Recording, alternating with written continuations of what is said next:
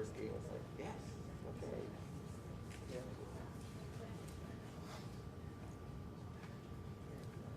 All right, welcome everyone. I'd like to call this meeting to order. Please rise for the Pledge of Allegiance.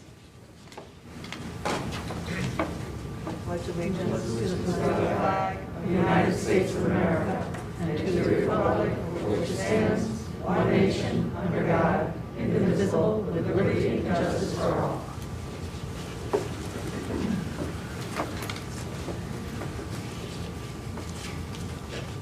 I need a motion to approve the agenda for the business meeting of October 18th, 2021. Angela, okay, thank you. Any discussion?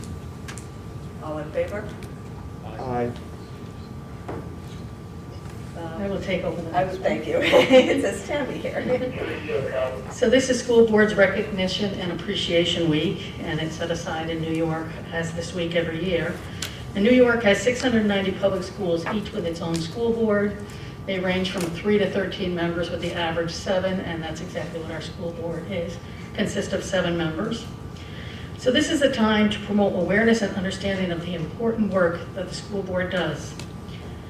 And I personally know how many hours they devote to our schools, helping every child learn at their highest level. They are dedicated to our students, learning, and community. And this is a week again that we get to publicly recognize them and to say thank you. So as a small token of appreciation, they are the first to receive our new t-shirts that promote our mission, Spartan Strong, where everyone learns, teaches, and belongs. So these t-shirts will actually be distributed this week to our students and staff, and if the delivery all goes well, we're hoping to all wear them together on Friday. So we invite you to also wear your t-shirts on Friday, because as a school board, you are definitely Spartan Strong. So thank you very much.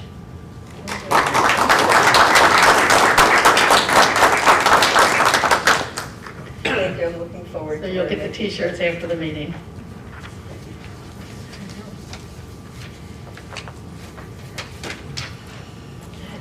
I'd like to move on to open forum.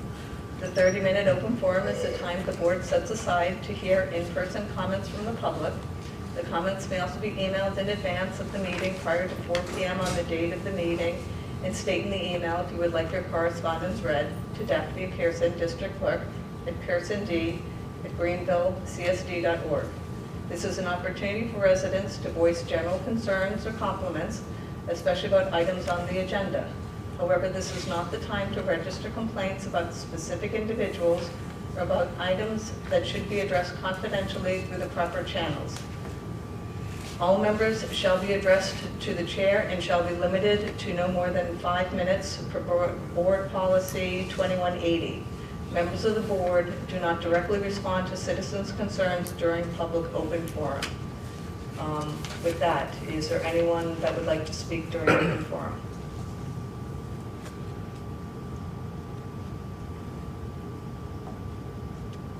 Okay, then. And I don't have anything. Okay.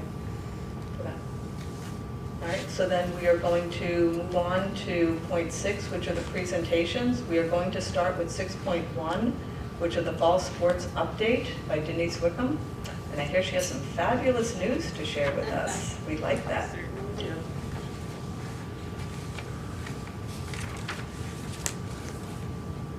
Thank you so much for, Thank you so much for this opportunity to talk to you tonight. Ooh, that's just wanted to take some time to talk to you guys about our fall sports so far.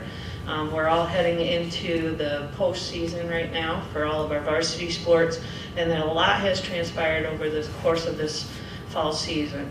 Start with cross country. Our cross country team, Coach Seabrick tells me, is improving throughout the season. Emily Smith and Jillian Aloisi have some records, PRs that they've set for themselves. Finn Kosic is emerging as one of our best runners in the patroon. Nick Barnes and Caleb Pettit are also having a solid season so far for cross country. Golf, we were the patroon champions this year. Trey Smith was a medalist again for, I think, 4th year running. Donovan Gallagher, Trey Smith, and Ryan Arp qualified for sectionals this year. So we had 3, which was wonderful. We actually were the Class CD team runner-up for sectionals this year. So that was an amazing effort. And Ryan and Trey went to the state qualifiers, which was this past weekend. And Trey actually ended up being 2nd overall with his scores. And he's going to be at states in June. He's going to be competing and representing Greenville, which is wonderful. I think that's the first time that he's made it that far. So we wish him all the best.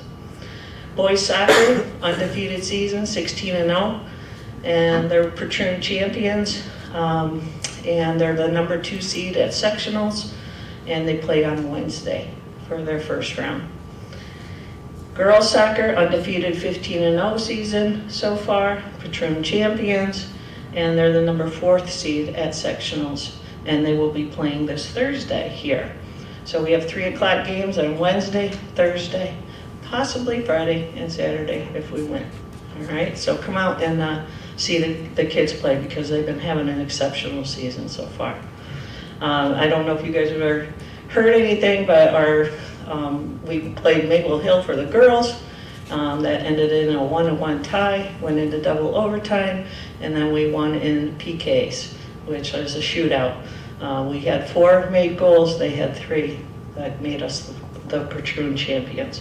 Boys soccer, Liam Bowden scored from outside the 18 on a direct kick, giving us that 1 that we needed, and then they defended all the way to the end. So, and again, another fabulous game. Girls tennis, undefeated, 11-0 season, Patroon champions. They are the Section 2 Class B team runner-ups for sectionals this year, so that was wonderful. Brandon and Jaden are going to be representing Greenville for the singles championship and for sectionals tomorrow. And Julia Motz, Victoria Male, and Angela Rini and Courtney DeAngelis will be representing Greenville tomorrow for the doubles championship. So we wish them the very best. Girls volleyball, 11-2 record, 2nd in the Patroon currently, and they're playing for the Patroon championship tomorrow and Wednesday as one of our top 4 teams. That's right, you should be proud. So it just has been a fabulous fall. And I just want to thank everybody. I mean, Mary Judicus has really been stepping it up and making sure that we get to where we need to be and we're there on time. And, you know, our coaches are absolutely fabulous. I put them up, our coaching staff, up against anybody in the Patroon because we're doing a great job this year. So thank you very much. Thank you.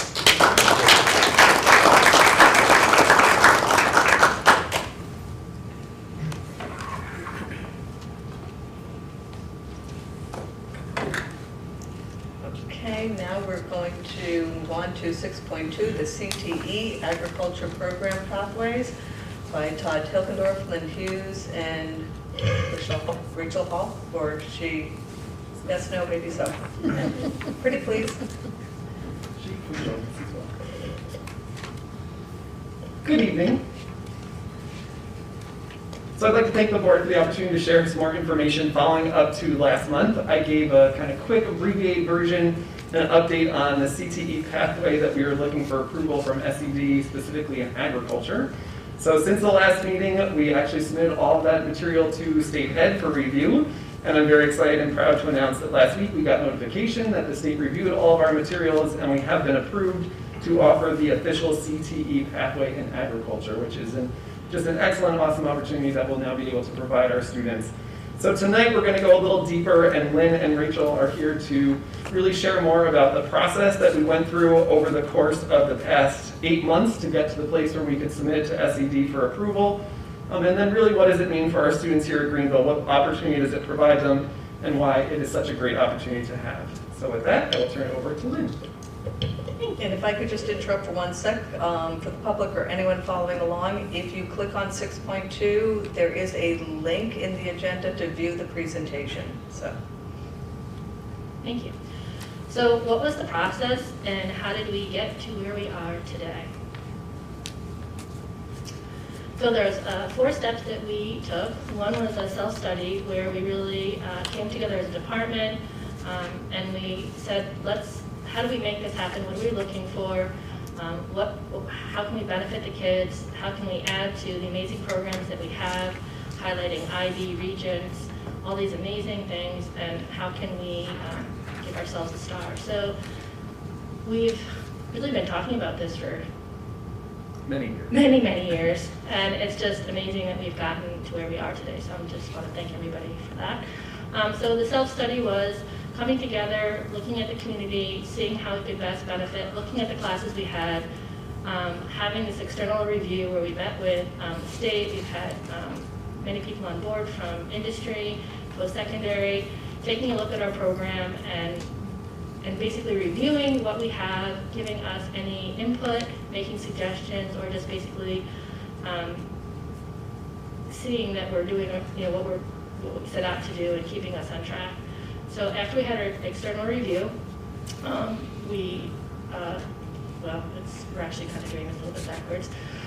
We're coming to you now so that the board will approve what the state is approving us for, and so anyhow, we're hoping that you will approve the program. So the self-study. So what the self-study really said is, if we give these kids opportunities to take classes, where is this going to lead? Is it going to lead to, is it a pathway to college? Is it a pathway into industry? So we had to take a look at what the industry in this area, in Greene County, Columbia County, surrounding areas would be. 10% growth or more is considered strong. So looking at what's happening here in Greene County, Albany County, Columbia County, surrounding counties, what's taking off? Where can kids go to college? Where can they go into the trades? Where can they go right into the workforce? And what courses are we teaching that are going to align with these pathways? So a couple of them are just in animal care, food processing, mechanics, and we see in the news all the time how there are so many jobs available and not enough people to work. So we intend to fill that gap and give our kids opportunities and basically give them a pathway to a future. And that's what this is really all about. Do you want to mention what the red numbers mean? Oh, yes. So the red numbers are extreme growth.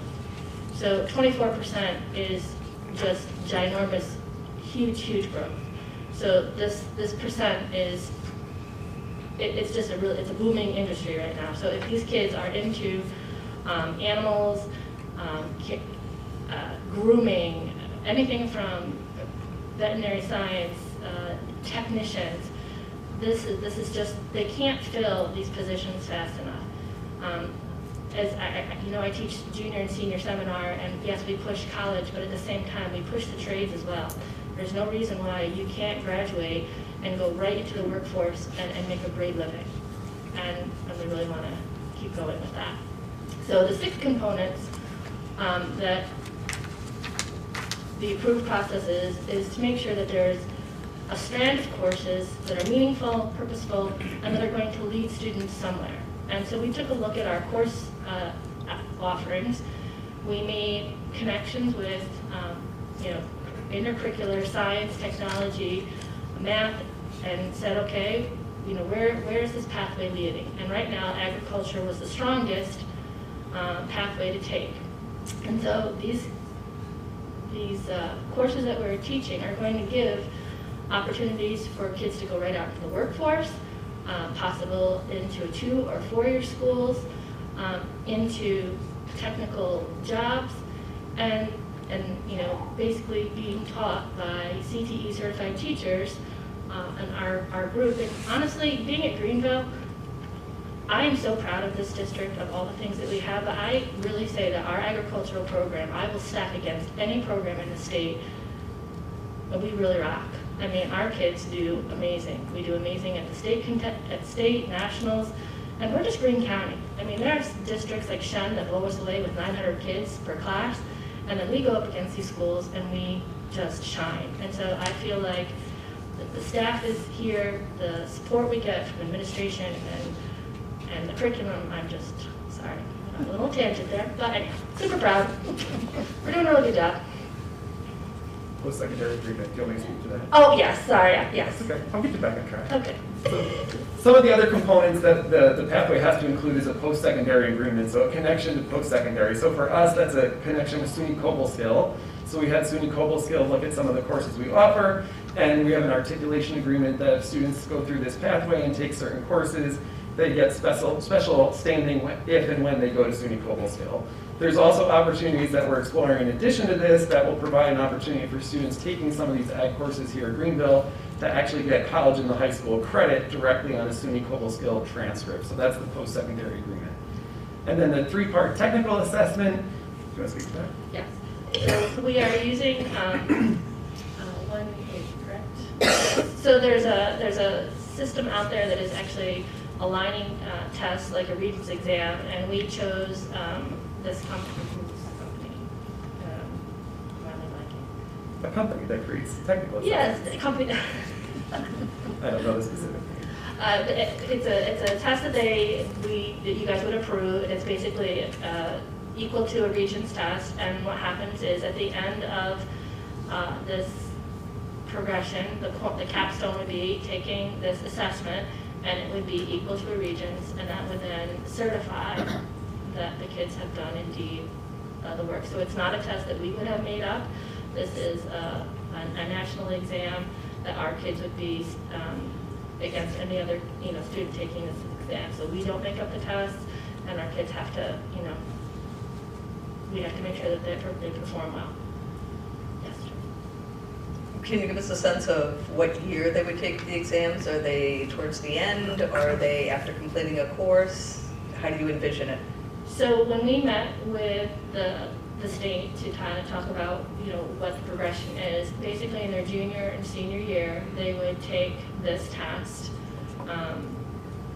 Juniors it would kind of be like an English, about the sign but you've taken 3 years, time to take the test, and that gives you 1 year to fall back in case, that something didn't go wrong. So it's about 3 years in, and then as a junior or senior, you would take this exam, and that would keep you on track.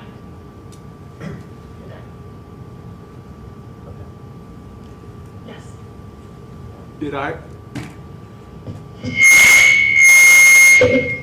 Did I read it correctly that we wouldn't get the certification until the 22-23 school year?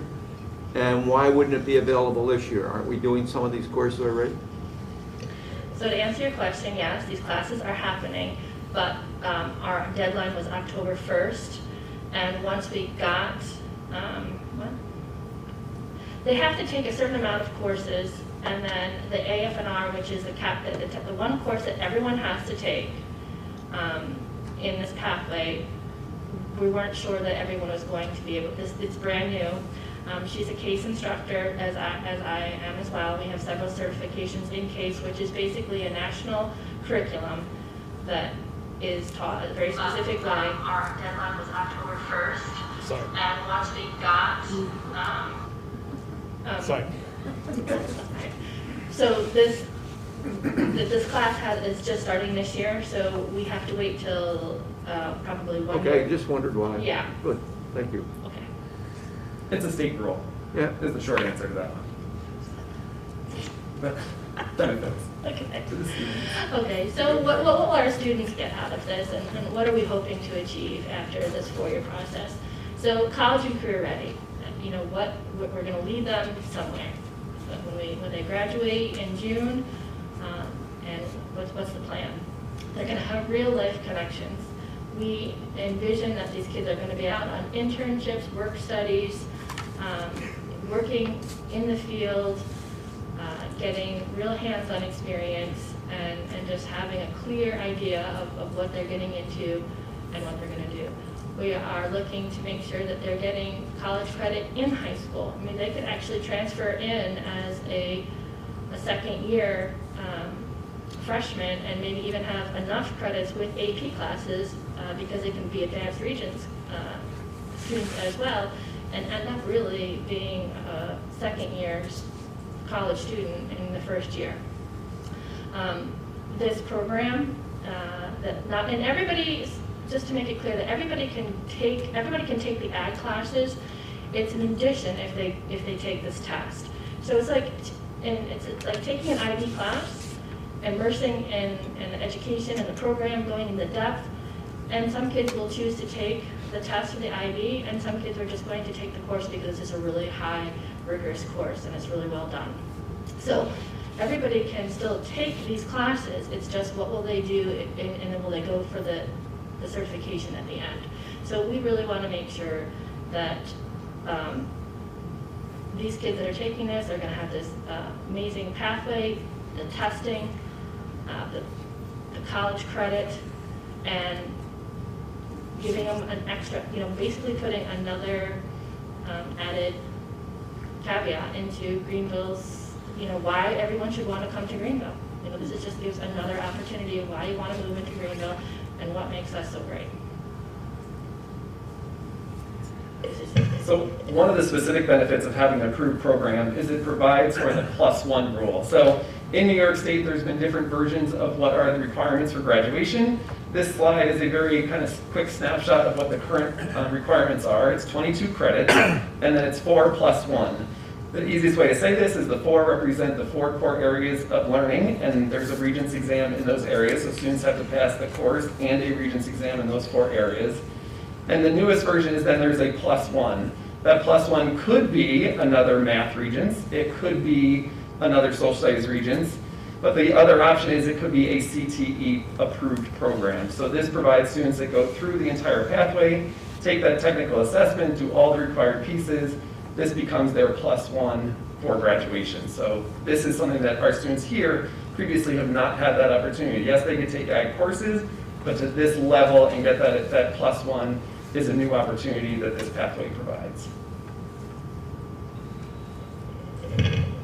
This is kind of hard to see, but basically this is showing all of the classes that we have chosen for the pathway right now. We have junior and senior seminar that are already built in, that is mandatory for every student to take. The AF&R course is the one the capstone that everybody will take it. And then they can choose out of that 3 more credits to essentially choose their pathway. So it could be, if they were thinking environmental science, it could be wildlife and natural resources and environmental science. It could be animal science, small animal care, pre-vet. It could be greenhouse management and wildlife and floral design. So under this umbrella of the CTE Agricultural pathway, they just need to choose essentially 3 classes plus the capstone AF&R and taking the everyone is taking junior and senior seminar, put that together, and there you have your 4 units that will get to the CTE certification. And this basically outlines, and this is a great visual, that advanced Regents diploma students can fit this into a schedule. So here is a 4-year schedule with all the classes that we teach, including being an advanced Regents student, filling in with these electives, and getting this certification. So you could end up being an advanced Regents graduate with a CTE certification as well. So it's just another added. Have you gone into it to talk to the 8th graders? So kind of in looking at this, one thing that comes to mind is that if you need to start in grade 9, then this might be something that middle school students should be aware of and so forth, so they can take advantage of this opportunity.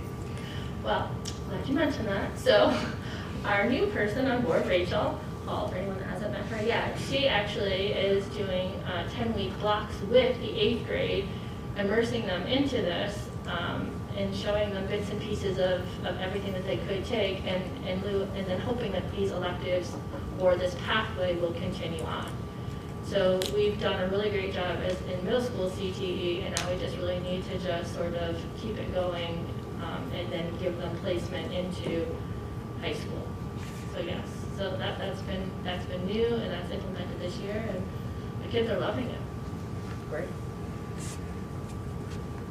The employability profile is just something, I've seen it before, but I fell in love with this again. It's just absolutely wonderful. It speaks to students to where you get to have kind of a one-on-one with them.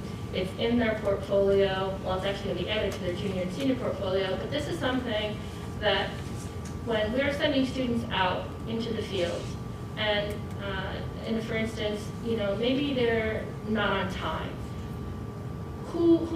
When do they, if you do that multiple times, you're going to get fired. But when does that person learn anything? If they're not really learning it at all, and then they get fired, maybe no one is having these conversations. Here is constant checking in. Maybe it's quarterly, maybe it's weekly, maybe it's semester. But here we're going over their actual progress through all of these skills, these soft skills, and we're basically showing them where you need to make an improvement, where you're improving, and what to be working on. And here is something that when they meet with somebody, for the very first time, and they sit down with them for a job, and in an interview, and they say, okay, tell me about yourself, you can say, I have all these skills, and here's my employability profile. And these are the things that I have done and excelled at. Because I sat down with my CTE teacher, and these are the things that we've gone over. So it's actually something else to hand them besides a resume and a cover letter, and it really is personally curtailed to them, which I think is fantastic. And then I just wanted to say thank you very much. I hope that you will approve having this program approved by the state. So we're looking. And then actually, I just want to say that we're already on phase 2, and phase 2 is going for now technology. So Todd and I are now working on the technology piece of this. So that will be this year, and then the following year we're going to work on the facts. So we will, in 3 years, have 3 CTE pathways. Any other questions?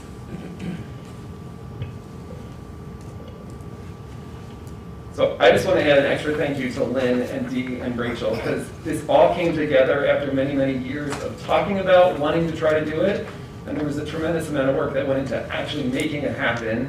And to Lynn's point about being proud of Greenville, I actually got an email this week. One of the folks that sat on our external review is an associate dean at Cornell University, so she was part of the external review process for us. I got an email from her the other day that said, hey, kudos to you in Greenville. I was just in a meeting with state ed, and they said if you want to see where ag education is being done well, look to Greenville. They're a school that knows what they're doing, and we love partnering with them. So it's like, oh, they're talking about us out there. That's in a really positive, great way, and that's credit to the work that our teachers do every day, so thank you to them. Yes, Tracy. I just want to say this is really, really exciting, and to thank you, because taking something that was just a concept and bringing it through and actually seeing a program put in place is very exciting. And I think that being, having that balance between the career ready as well as college and just fusing it together provides wonderful opportunities for our students. So thank you. I just want to say the same thing. Thank you for putting together, it seems like a great opportunity pathway for the students. So it's exciting development. Okay, before we let Lynn go, she's going to do a quick fun share as well about the Greenville FFA Horse Show. Well, this has been another amazing thing that's been in the works. So COVID shut us down, the building project was taking over, and we finally had our first year of horse shows. This is a picture of the grand opening, red ribbon ceremony. If you have not seen the grounds, our show box, our ring, everyone that has come to our show is just kind of like, where did this come from? And this is just absolutely beautiful. And you have what? And I can't tell you how many people are like, do you know how lucky you guys are? You're the only high school in New York that has their own horse show arena. You guys have everything. And I'm like, yep, yes, we do. Thank you, Tammy. Yes. So just a quick little slideshow. This show is completely run by the students. So as much as we're advisors here, they have to run this whole entire thing.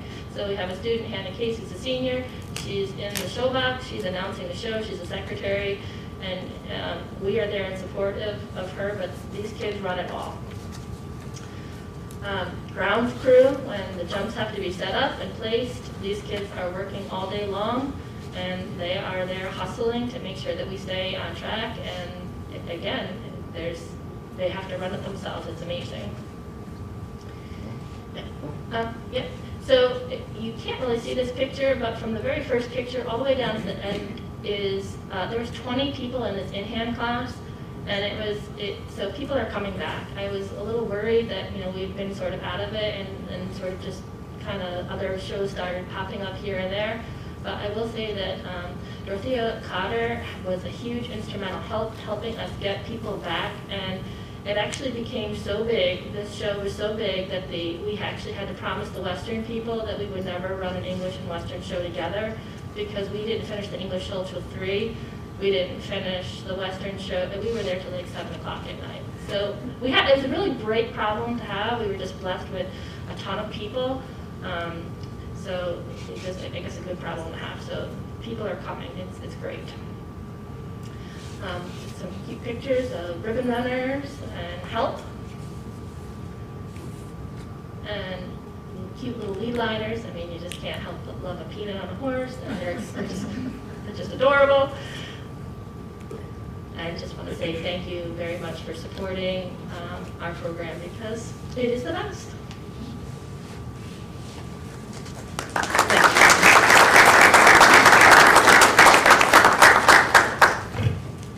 Thank you. You can leave. I get this stuff. Thank you. Okay, we're going to thank you very much. That is, as I mentioned earlier, exciting, thrilling, wonderful to see it all come.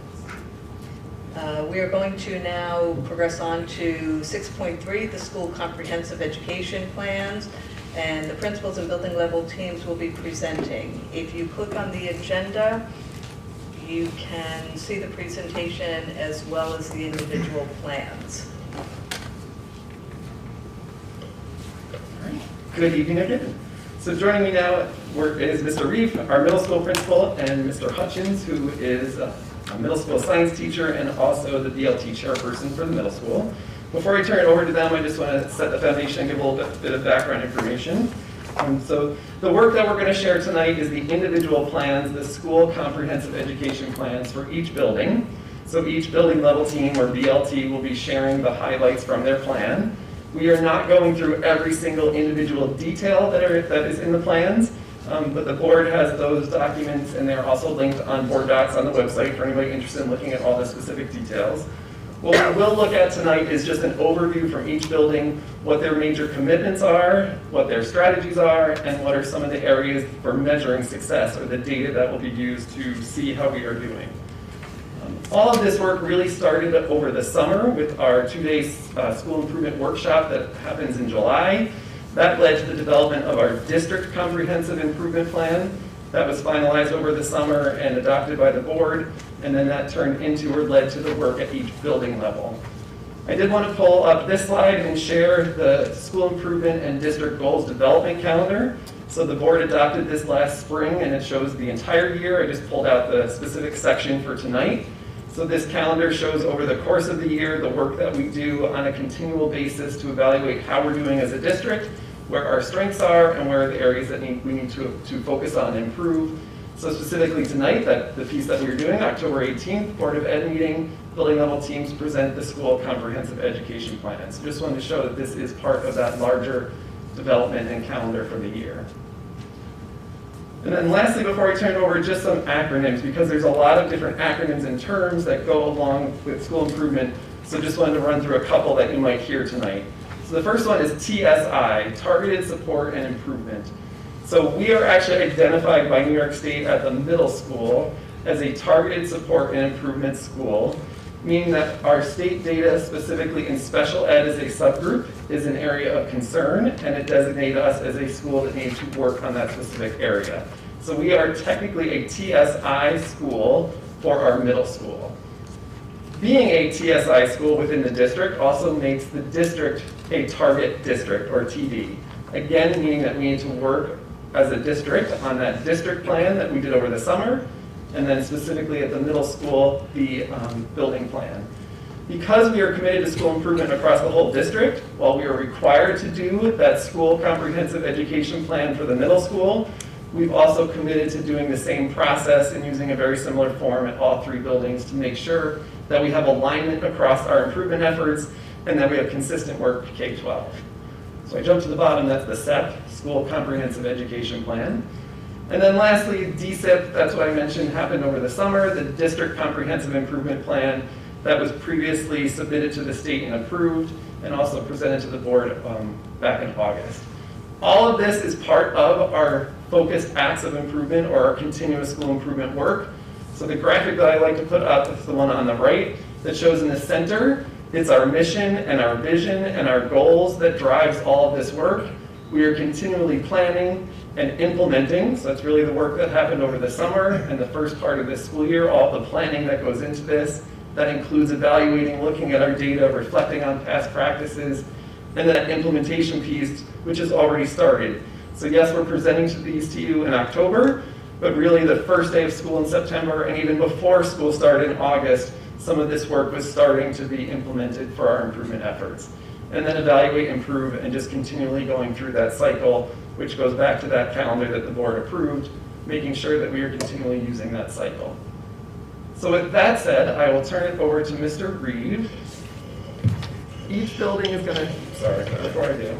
Each building, again, is just going to share their major commitments, their strategies, and then the areas that they're looking for measures of success. Now, Mr. Reed. All right, thank you, Mr. Hilgendorf. So, as you know, last year we started this process, and I got to say that we really, as a middle school, looked at this process as something that's going to continue to keep, that we will be sustaining, whether we're creating new processes or new, looking at curriculum different, doing different types of assessments. We know that last year there were goals, we had root causes and created goals, and this year we have commitments with strategies, because they changed the language on us here this year. But really some of the same, what we're looking at is some of the same stuff. And we really felt when we started this last year that things that we were committing to, like this year, or goals, were going to be something that we wanted to be sustainable long-term, to continue to keep benefit and growing as a middle school and doing best for our students. As we started going into it this year again, we really took a hard look at some of the data throughout the summer here. So a lot of the work that we did to help break down data for the DSIP actually helped each of the individual buildings. And if you recall, we started some of that process that day, those couple days we started the DSIP. So in the middle school, we had 3 commitments this year. And what the first commitment really was, how do we continue to provide relevant, consistent, and rigorous instruction, or continue to provide and improve upon that. Looking at the first 2 goals up there, those are 2 that we had actually looked at last year. If you recall, last year everything was delayed a little bit with the pandemic.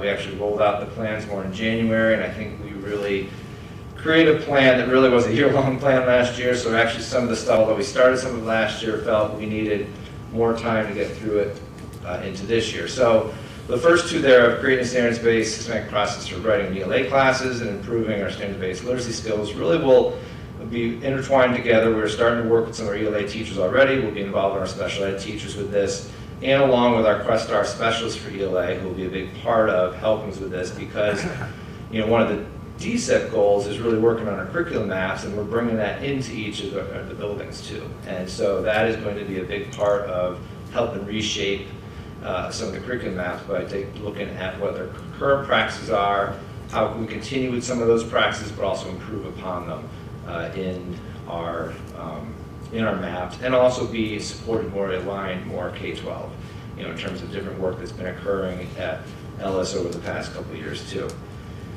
In terms of the third one there, where we talk about research-based strategies in teaching reading, this is listening to some of our teachers who have talked about, and regular ELA teachers have saying, I want some more different research-based strategies to help with kind of tier 1 level reading in the classroom.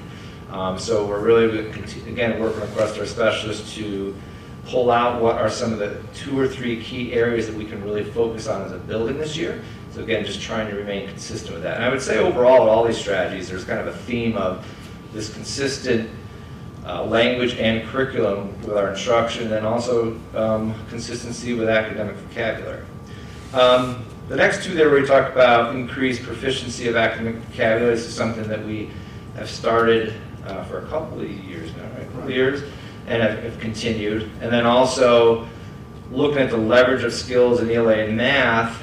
So again, across the content areas, how can we be supportive of each other? I'm going to let Mr. Hutchins just speak to those 2 a little bit, just to provide you some examples. So just to go along with what Mr. Reed was saying, for the BLT, this wasn't all new work. A lot of this dovetailed what we were already working on. And one of them is the Word of the Week, which is a grade 6 through 8 initiative that the BLT started a couple of years ago. And I'm wearing one of them now, which is that we identify academic vocabulary that's common across all classes. And every week we have a different Word of the Week, and all the classes try and promote it, talk about it, use it. And we had a test at the end of last school year that we used based on the words that we did last year. And the words that we got below 70% on, we're repeating this year. So it's data driven. We look at how it's doing.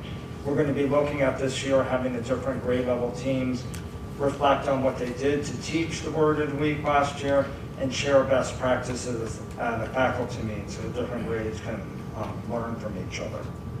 And then in terms of leveraging skill and the whole idea of collaboration more around ELA and math, we just started this recently where in grade level team meetings, the ELA and math teachers will share what's coming up in their next unit so that we can start talking about ways that we can support each other. Like, I was talking with the math teacher during team meeting about she's going into formulas for solids. I had already done a little bit of that. She'll be going to more in graphing. So there's overlap and opportunities there to reinforce each other's teaching. Thank you, Jim.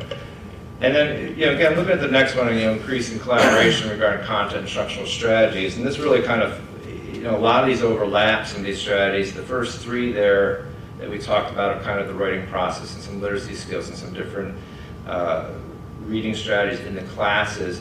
How do we can provide some more stronger professional development for some of our teaching assistants or special ed teachers and content area teachers? And then when they are working in the classroom together, how will that look? How can that look different to help meet the needs and differentiate for all our students in the classroom?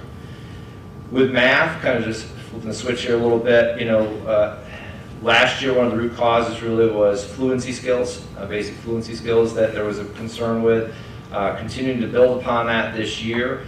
At Ellis last year, they rolled out this program called Reflex, and we received some very strong data from them in June, from when they started the program last year to where they ended last year. We want to continue with that throughout middle school. So our 6th graders will be using it this year, along with we're going to have it in the 7th, 8th grade level, using it in some of our RTI labs and along with some of our resource rooms too. So again, how do we continue to keep supporting the math fluency skills, which was a root cause last year, to keep building that stronger.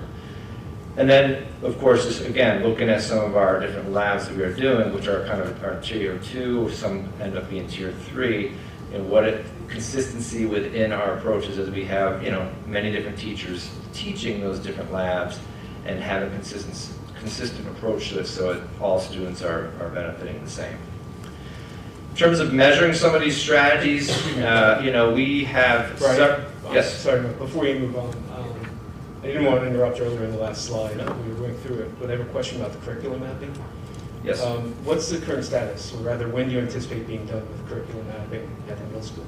So, we are looking to get up to about 50% as one of our goals. It was in the DSEP, which we're continuing into the middle school. So hopefully, 50% by June. I would think that we'd hopefully make that next jump going into that next school year, trying to wrap it up. Again, a curriculum map is always ongoing, but to at least have a full completion, and then to keep looking back at it and revising year to year. So for the next jump, sorry, excuse me, or full completion, you think you can get to 50, you're thinking 50% by this summer and then 100% by the end of next year? Or? I would, I'm being lofty, yeah, but that is, we need to. So, you know, and I think it's just, it was taking a look at things this year. You know, we actually started some of that, a lot of that work today. We've got several meetings, faculty meetings and stuff planned out for the year, Spring Conference Day, so we are really committing to that. We did it in the DCEP, and each building is also. Okay, thank you. Yep. Brian? Yes. So, for example, because currently, then, you've got about 55% mapped, so you're looking to take the subjects that aren't as well developed and ensure that everything is well developed? Is that where you see most of the focus for this year? I'm just looking for clarification. Yeah, to get some of them started, so we, yeah, right. Currently, we're at about 25% there. If you look on the numbers in there, we're looking to get it up to 50% that are developed or well developed.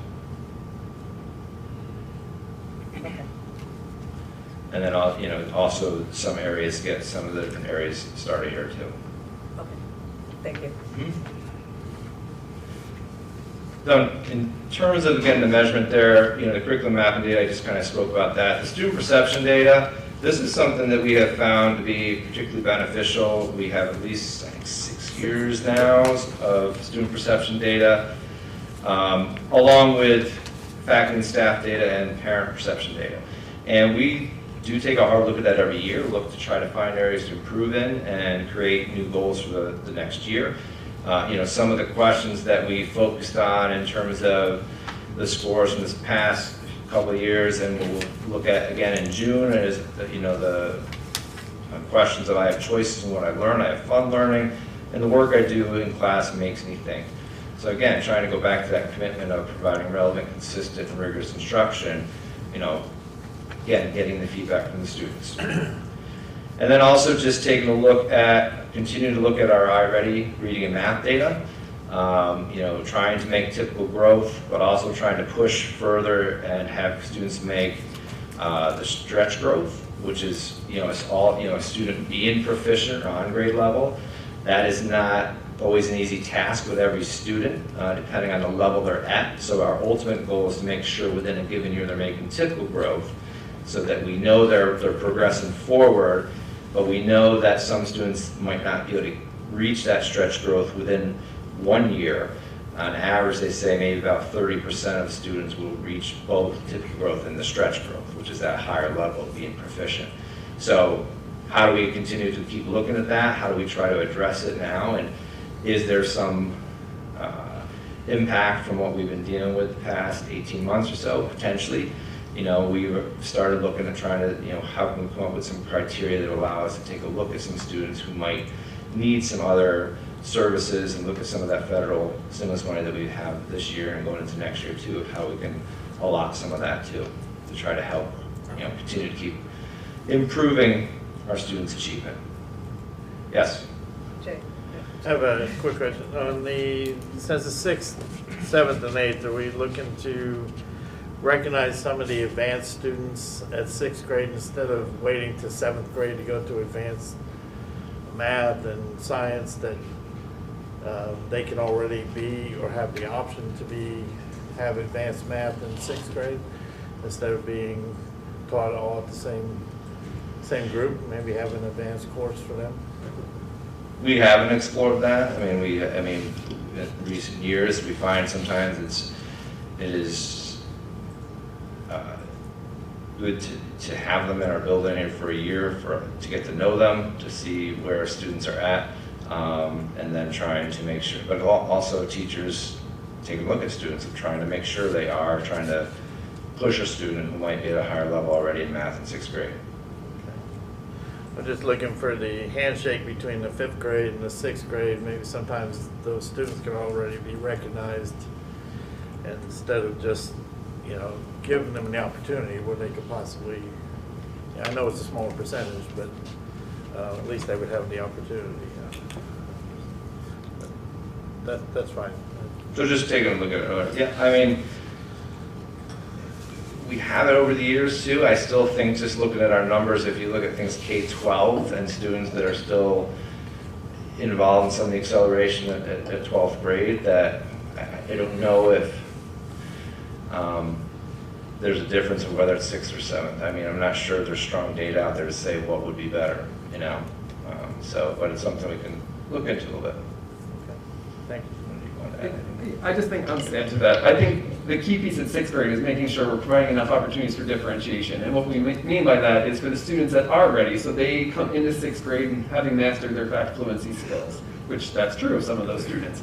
We don't want to hold them down by just having them continually practice their fact fluency because they got that, they're good, they're ready to go on to something else. To create those opportunities within the 6th grade curriculum, because there are absolutely opportunities within the 6th grade standards to challenge students that are ready for that challenge. Doesn't mean they need a separate course, it means within their math course as a 6th grader, where are the opportunities for them to be stretched to those higher levels of the 6th grade standards.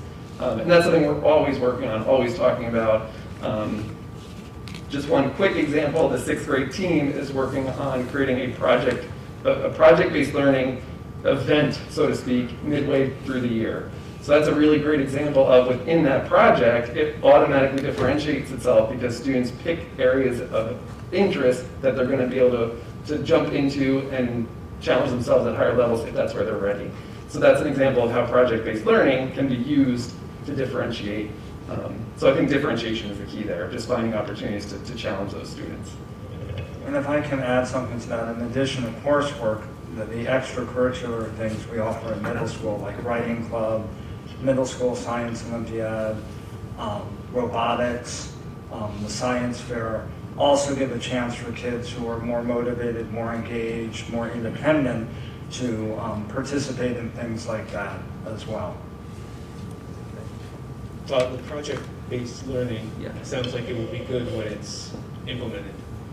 Can you or Brian, though, give examples of what opportunities there are now for the 6th graders who might be ready for that additional challenge? So I would defer to the 6th grade math teacher who's not here of what that truly looks like day to day and what those opportunities are. I can't speak to it directly tonight. I don't know if you have a specific example that you refer to. We could certainly talk and get some of that to share specific examples, but right off the top of my head, I don't have one to share. And I mean, you know, just the other week we were taking a look at, we did fall high ready data, and already teachers were able to take a quick look 4 or 5 weeks into the school year of what students and what level students are at, so that they as teams looked at that data to take back into their classroom and use that data. Like, how are you going to use that now in your classroom? So again, like I said, we would be trying to go back and talk to them of how are they starting to do it. Are they pushing different students to read different books and different genres and things like that? It's going to challenge them more that way. But you know, I would say, like I said the other week, we just, as a faculty sat and as teams, they broke down and looked at a lot of data, had good discussions about students who are at all, you know, across the board, what level students are at. So that data is also very important. Like, it's just in the beginning of the year for teachers and their planning of, you know, whether they have different types of articles that students are reading within a classroom versus just one article for all students. It might be the same, you're trying to get the same concepts taught, but is there different levels of that article for a student? So, yes, Tracy. I did have a question kind of going back to the growth that you were talking about. I know that one of the things you said is kind of monitoring it. And if the students continue, I think it's very positive that when they're achieving typical growth because they don't fall behind. But to truly catch up, we need accelerated growth. So that's kind of the balancing act of typical growth will never close the gap. So I guess I challenge everyone to say, to lay it out and to say, okay, how do we close the gap? Right. I mean, I could use it as a comparison to high school level, but we want every student to have an advanced readers diploma.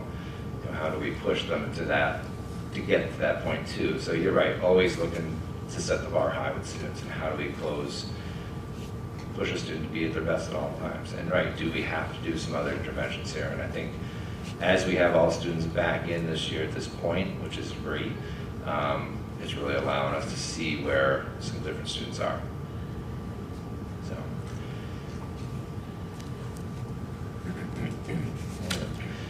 So taking a quick look at commitment 2 here.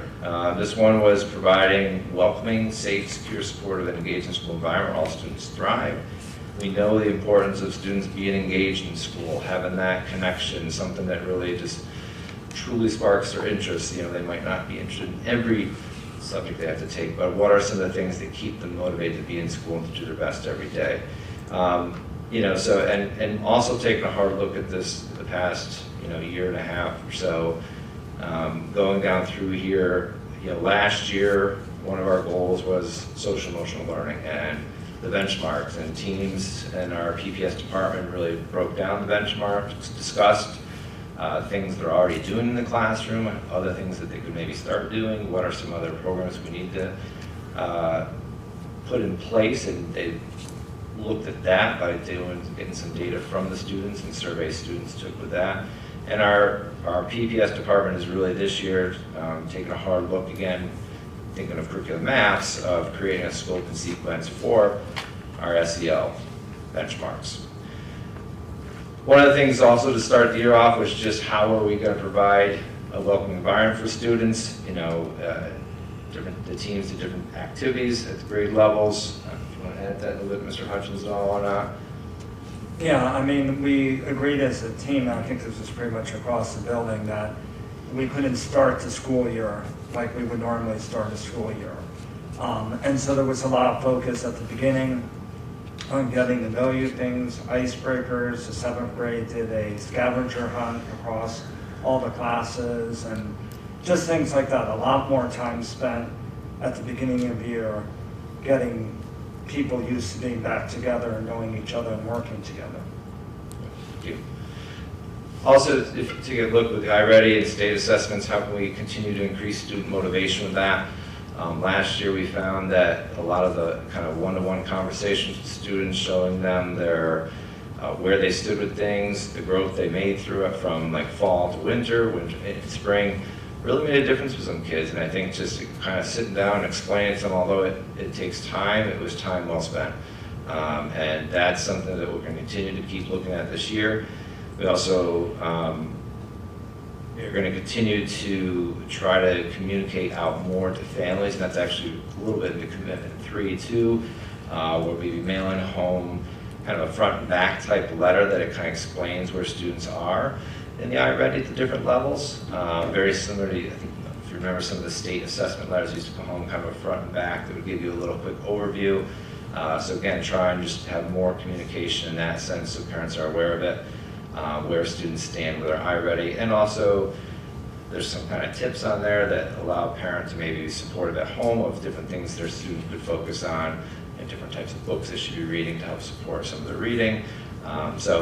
And I thank Mr. Berkshire for that. He's been working on that this fall to have that ready to go out in the next couple weeks. We also are looking at how can we have students provide more feedback or suggestions to teachers about curriculum and things they're teaching. So I want Mr. Hutchins to share briefly a couple little examples he does with that. And this is something I think a lot of teachers do, but some of these things, when you make them a conscious strategy, you're more conscious about how you're doing it, you're implementing it more fully. So it can be as small as like talking to the students. You know, we're always trying to get a measure of how they're doing, but asking them for suggestions. How do you think that went? Did this work well for you? Specifically, when they finish a unit of study with me, at the beginning of the unit, they make a goal for what grade they'll get on the test. And after the unit test, they fill out a reflection thing where they say whether or not they made their goal. And if they made their goal, why do they think they were successful so they continue to do it? And if they didn't make their goal, what will they do differently? But one of the questions I have in there that I get very useful feedback on is, what could I do differently to help you learn in science? What could I do to help you learn more in science? And I get great suggestions and feedback on that, and I tell them that, and then they see me implementing them so they know I'm taking them seriously. Thank you, Jim. What do they suggest? I'm curious. I mean, I'll give you an example just of, I just had the accelerated class take their first unit test. I had someone suggest that sometimes I go too fast. I had a student say that they didn't quite nail one concept, so could we go back over and talk about it more? So I'm going to make it to do it now for a couple of days this week for that class. So it can be minor things, it can be big things, but it is very useful and it definitely changes how I do things. Thank you. Thanks, Jim. Also, we all know, one of the things we really want to try to keep working on, one, to help support, keep our chronic absenteeism down, is that if we have students who are starting to, we're seeing high attendance, and we meet weekly to look at students' attendance, can we, last year we started the mentor program, so can we have an adult in the building start reaching out and working with the student kind of one-to-one to support them, trying to figure out why they're not coming to school. But then we're also trying to just talk to students too. We want to figure out this year of, what are some things, do you feel connected with some adults in the school? And if we feel like they don't have adults that they feel connected to school, how can we change that? How can we support that? Because we want students to be able to feel like they can go to someone and talk to. And I know sometimes students will go back to a previous grade level and talk to a teacher they felt comfortable with, and that's okay. And that's what we want. And that's what's nice at times about our small school environment of students having that adults that they do find that they can go and reach out to at times here at school. And then one of the last things, now this came from in the DSIP, or actually sorry, the SEP plans this year, schools had to do a self-equity survey. As a BLT, we did that self-equity survey in June together. And, really, some of that really made us realize that we were emergent or integrating equity practice, but really need to move more towards sustaining. So we are already working with some outside groups to come in and help provide some professional development. So we feel we need to start there first to move forward of how can we continue to get us to a point of sustaining with some of the self-equity survey that's on the SEP plan. And if you go to I know all of you have the in-depth SEP plan. If you go to the beginning there's some different links that you can definitely open up and take a look at that if you want to at some point. In terms of just the measurement of this, again, I'm sorry. Sorry, I slowed the microphone again before you left the slide. The last bullet up there, I think it's great. Honestly, I didn't know how much you do there for providing staff opportunities on these issues. I'm happy to see it.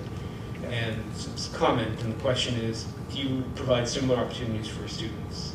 Well, yes, and we want to be providing more. I don't know. Taking a look at that self-equity survey, we realized we're kind of doing things in pockets, and how do we be more sustainable with that and consistent. It was interesting, I think, when you take a look at that survey, I imagine soon I could see the state put that out to every school, whether you're on the SEP plan or not, a target school or not. I think it's probably a direction that state ed will be heading. And it's a pretty detailed survey, and really makes you take a hard look at good self-reflection within your own schools. So it was, like I said, I think you'll see it more, continue to push that more. Great. Could I just ask that as you continue those discussions, would you report back to give us an update on what you're thinking about providing the DEI opportunities or discussions for students and staff? Mm-hmm. Yes. I think the thinking was that we needed to bring the staff up to a certain level of awareness before we could start, before we were competent enough to start discussing it with students. Because you have to have some knowledge and have thought it through before you're starting to discuss it with students in any systematic way. Sure, I think that makes sense. I just would like to understand the plan, and I would hope that as you're planning for how to bring staff up to speed, as I think you said, looking ahead to that next step, are you going to also plan for the students?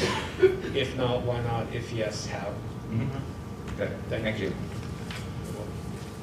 A question on the same subject is, I know it says providing opportunities for staff. Is the target at some point where the entire staff has all the same training across the facility? No, it's something we're going to do in a scheduled faculty meeting that we have. So using some of our time where all staff will be provided that. Okay.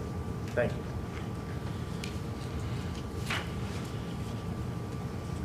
So again, in terms of the student perception data with some of the strategies we have with this is going to be strong in terms of and very similar to commitment one measurements, the choices in learning and things like that. Chronic absenteeism, the state kind of sets our goal for that each year, which I think this year they're like 10.7%. So I think last year we were at 8%. So we were already below the target last year for this year. So, but I think it'll be a little bit different because of last year. Even if someone was home in our hybrid model, people could check into classes at all times. So, with commitment 3, again, partnering with families to improve student learning. We are looking at how, again, more of awareness with our iReady instructional lessons and the assessments. So I already mentioned that kind of that letter we're going to be putting home here the next couple of weeks for each time we do, the 3 times a year we do the assessments, trying to get some things out in the newsletter, again, to have more support all around. And that's one of the things that's actually in the perception survey for parents is how is the school helping me help my child learn at home, and that's a question that's there that we always look at each year too. The next one I'm going to let Mr. Hutchins talk a little bit about that, ability to help students at home, and something we have implemented at some grade levels. We're going to try to be more consistent with a homework toolbox, sorry.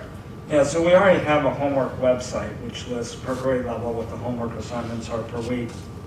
And there's a link on that to a homework toolbox, which provides both general and course-specific things to help with learning at home. It could be math reference sheets on different skills. It could be the Science Fair STEM Expo packet. It could be a Latin dictionary, different things for different classes. Another thing we try to do to improve the communication, and we're going to continue working on this, is try and help parents be more familiar with and aware of how to use School Tool and Google Classroom. And one thing that was a big thing we worked on last year and just rolled out at the beginning of this year is having in School Tool, next to each grade, you can have an attribute code that lists things like assignments being late or being blank or whatever. And we came together as a faculty last year and agreed to a list of 9 attribute codes. And the idea, and now we're starting to share that with students and families, and the idea is that parents, families, students can learn these 9 attribute codes and they will apply to all their classes in middle school. It doesn't mean every teacher will use all 9 codes. They're not appropriate for every class. But what we've asked is teachers not use any code that isn't on the list. And so that way we share a common language, and that kind of thing helps a lot with, with families being able to look at School Tool, students being able to look at School Tool. There can be 5 different reasons a student has a 0. It's good to know if it's because they were absent, they turned in a blank assignment, it was incomplete, whatever reason it was that they had a 0. So those are part of the things we're doing to try and communicate more. Thank you, Jim. Yes? In thinking about the homework toolboxes, is that an opportunity for some of the students that perhaps could use it to go and explore additional, I don't want to say work because it's not work, but knowledge and everything else? So the student that mastered it in one session then is interested in X, Y, Z. So I don't know, just food for thought. Okay. Thank you.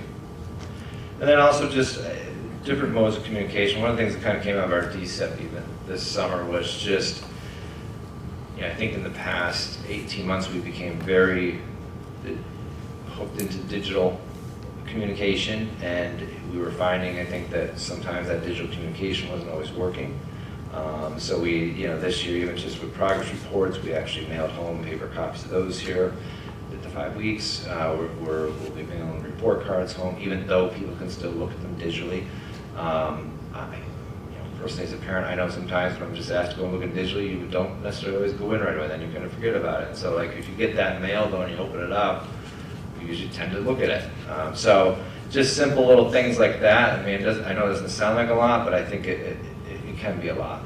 And then also just we're working with the staff and talking about how, you know, if you email a parent and they don't necessarily respond back in a few days, maybe you need to try to make a call now. Maybe that email is not working anymore.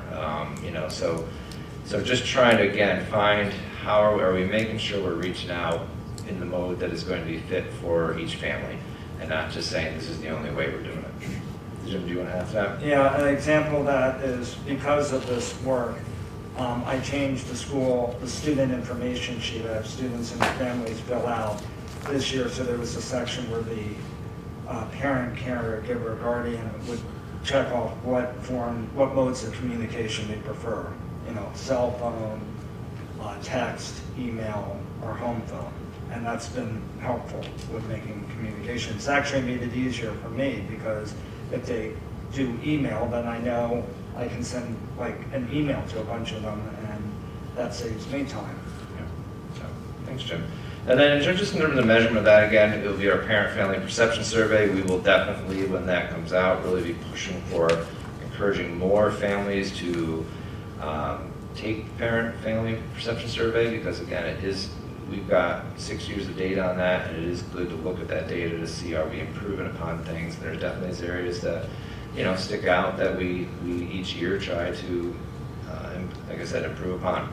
And then just, you know, the different other action steps identified, making sure our I-ready letters are out, and then just, you know, again, I think getting feedback from our staff as we go towards the end of the year of, you know, how do you feel communication has gone this year? Do you feel like parents were more aware of things, of some of the different things we've tried again? And, you know, now that we've kind of gone back a little bit from not being so stuck in just all digital. So I think hopefully we'll see some difference with some of that. I know you've asked some questions throughout. I mean, are there any other questions that come to mind? I appreciate the questions you've asked so far and some just input. I have one question. I'll start with a comment first. The 3 steps and the step. I mean, thanks for providing that. It's a ton of information. It's really useful, and it's clear that there's a lot going on. The question is, you correct me if I'm making a connection that shouldn't be or relaying something that shouldn't be, but I remember a couple meetings ago we had an action item to appoint people to the building level teams, which I think, you know, their feedback feeds into this. I'm just curious to know, are the building level teams now fully populated, or do you still have holes, you know, from any group on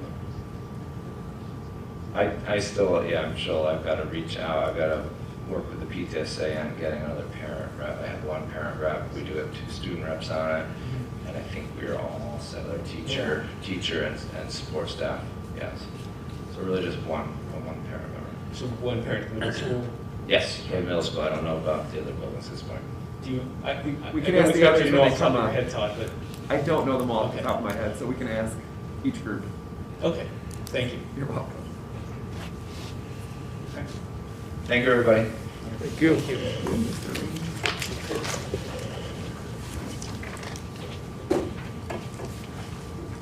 feel like I'm an announcer. Next up, the next contestants on set planning. So joining me now is the high school team. We have high school principal, Ms. Gorgon, and Ms. Schultes, who is our high school BLT chairperson, as well as chem teacher extraordinaire. So same structure. They will share their 3 commitments in for each one, the strategies and the measurements that go with them. Can I address a question first? Yes, push them. These things intimidate me. You're okay. You're good. I have to start talking quieter now. To address the question about the high school BLT, we are lacking a support staff person, and we are also lacking another parent member. We do have 2 new student members who will be invited to our upcoming meeting at the end of the month. Thank you. Okay, and thank you for addressing that. Just as a follow-up, if there if there are holes, like whether it's apparent for middle school and high school or support staff or whatever there might be at the elementary school also, just could you keep us updated on like progress towards reaching out to find people to fill that and when it's actually filled? Certainly. Thank you. As I was introduced, I am Brenda Schultes. I am the high school BLT chairperson. We do have other high school BLT members as part of the audience this evening, so I would be remiss if I did not point their attendance out. So we do have Linda Esposito, who is a teacher representative. Casey Gannon is also in the audience as a teacher representative. And I believe I saw Kelly Hubicki, our parent, our wonder parent.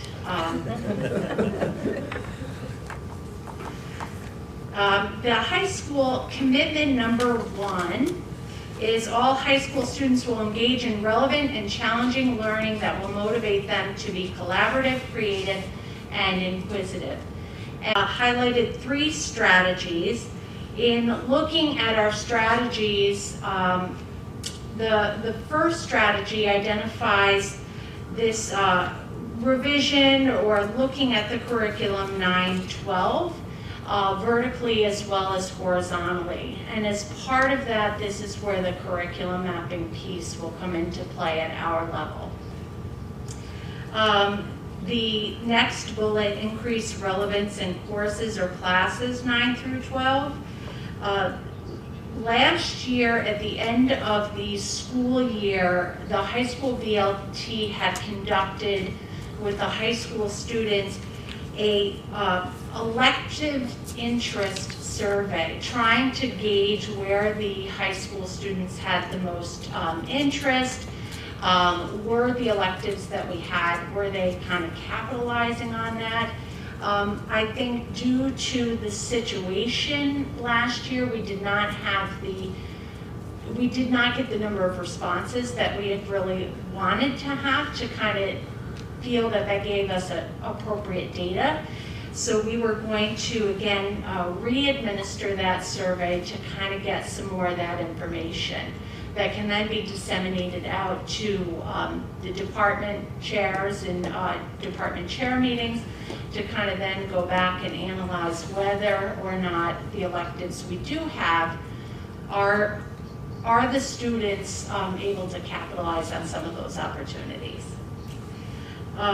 In the third bullet, review of current assessment and grading practice. And this is a little bit of a carryover from some of the work last year.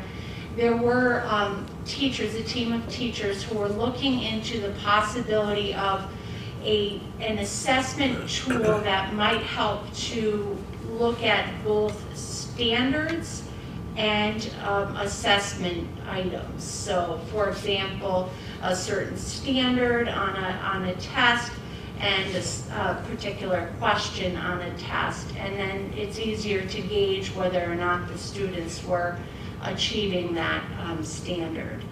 So that was kind of a carryover from some of the work that was done last year. In terms of measuring success, some of the things that we are going to look at the end of this year, we had in our data collection, we had reviewed student perception survey questions as well as staff social emotional learning survey questions. And we pulled out specific questions that we are looking to kind of advance those or kind of push them forward in a positive direction to kind of gauge our success. We've also looked at the ESSA targets for ELA and math Regents exams. This was an area where we really had to consider a number of different options due to the circumstances over the past year and a half. Looking at just course failures or looking at Regents exam scores didn't seem like the best avenue for us to take, since regions have been on hold for the past 2 years. And due to the different circumstances, looking at course failures, we kind of discussed it and thought that there were too many variables involved in that. And being a science teacher, we like to cut down on the variables to make it a more meaningful experiment. Curriculum mapping data, we're looking for the high school to kind of, to also advance or push forward more towards the developed and well-developed range.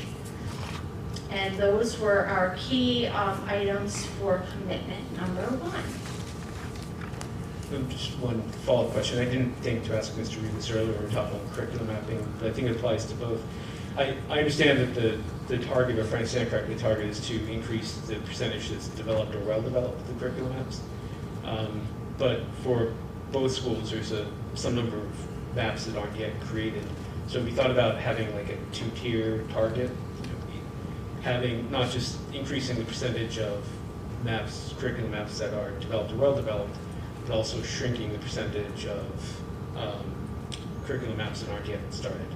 Well, I think that especially at the high school is a very valid point, because with the high school, if you look at the numbers of maps that are necessary, it's, I think, close to 70, which is a big ask. So I think that's a very valid point. I don't know if that's been considered in terms of the DSEP part of the plan, if that's a consideration. As of right now, we were looking to push more towards developed and well-developed. In kind of looking at the targets for the regions, one of the things, call it my pet peeve or whatever, is in looking when students pass or they don't pass. Also looking at it, part of our vision and goal is to have students college ready.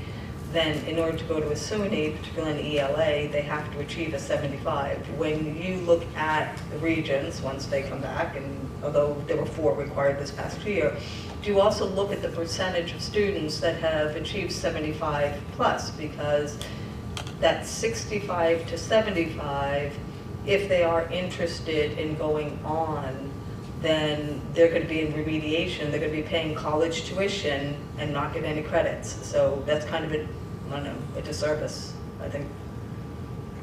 I can help. Yeah, go ahead. So part of the benefit, or one of the benefits of using the ESSA targets, which comes from the state, those targets are set using a formula. So this gets really confusing really quickly, but I'll do my best to try to explain it in a way that makes sense. Basically, they take all of our students' scores on a Regents exam and they break them into 4 categories. It changes based on the exam, but roughly, a 1 is 0 to 64, a student that did not pass the exam. We get 0 points for students that did not pass the exam. That makes sense, right? Why would we get points for a student that didn't pass? The score of 2 is roughly 65 to 74. Again, this is where it's different for each exam, but just as an example. We get a point. Level 3 is somewhere like 75 to 84-ish.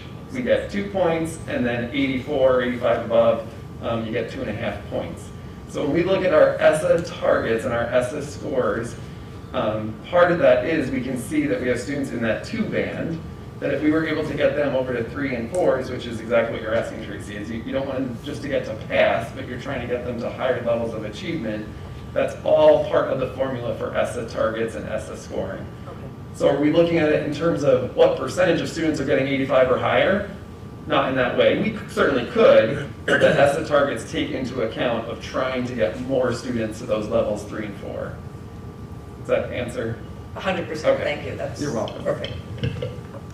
Can you tell I just explained that to the ELA department today or walked through it with them, so Yeah. it's fresh in my mind. Okay, commitment 2. So our commitment 2 is all students, staff, and families will be provided a welcoming, safe, secure, supportive, and engagement school environment where all students can thrive. Here are some of the strategies that we're using. So we're piloting a student success plan. I think Mr. Helsdorf mentioned that in a previous board meeting, but I will ping over it again. It's part of NSERN, which is the Rural Schools Project. And it is something that we participated in last year with the mentoring program. This year there's a different initiative, and it's really for NSERN to collect data, and they'll give us that data at the end of the year. But what it focuses on is identifying skills and interests that students currently have, and each student works with like a mentor, an interventionist, and they can guide that student towards courses at the high school that they are interested in.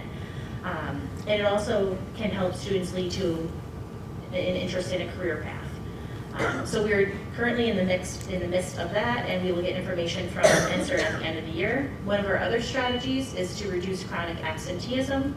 Mr. Berkshire has been an integral part of creating this. It's through our RTI work. And he has created like an instant RTI referral for students that hit different thresholds with regards to attendance. We meet weekly to discuss these students. Another strategy is that we increase effective collaboration and shared decision-making. We're just looking to communicate a little bit better. Like Mr. Reeve had shared, we're sending out all of our interim reports in addition to our report cards as well. We're trying to use, like the PTSA has offered, sharing things out. For example, virtual college fairs. They're willing to share things on their social media pages as well too, to get to communicate better and to get the notice out there. We plan to align Spartan Strong activities. This work will be done through our Character Ed Committee.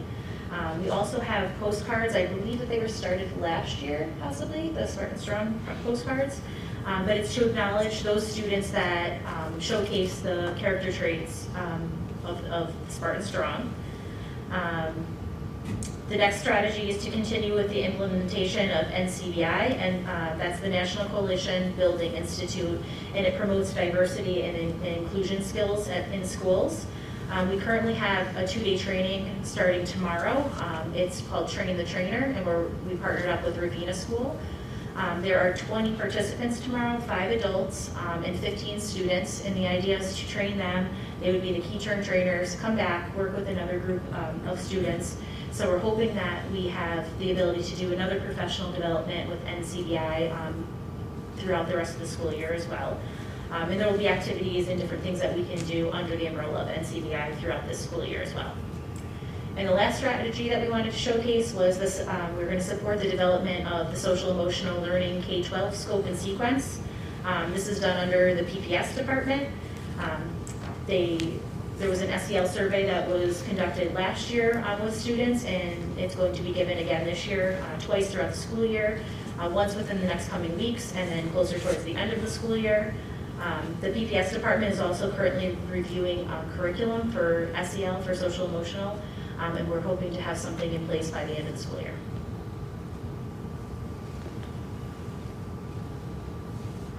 As you start digging into the chronic absenteeism, because we're above the state, so, and definitely a little off from our target, do you have a sense of what are some of the drivers?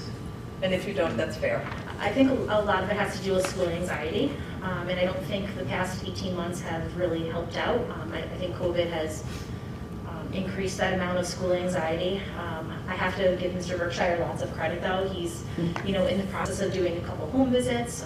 Of course, he takes somebody else from the district as well too. I think part of I might be getting a little ahead of myself, but with the measuring success, we're compiling lists of current attendance strategies and interventions that work. So it's really something that we're taking a hard look at. I don't think there's one thing, but I know that school anxiety is definitely, it's right up there at the top. Thank you. Sure. Questions? Okay. So here's how we're going to measure some success. We're going to use the student perception survey and the staff perception survey. Again, I just mentioned that we're going to reduce chronic absenteeism through our RTI process and different strategies and interventions that we're going to put in place throughout the school year. The relevance and community connections, and all of our qualitative data comes right from our action steps that are in our set plan.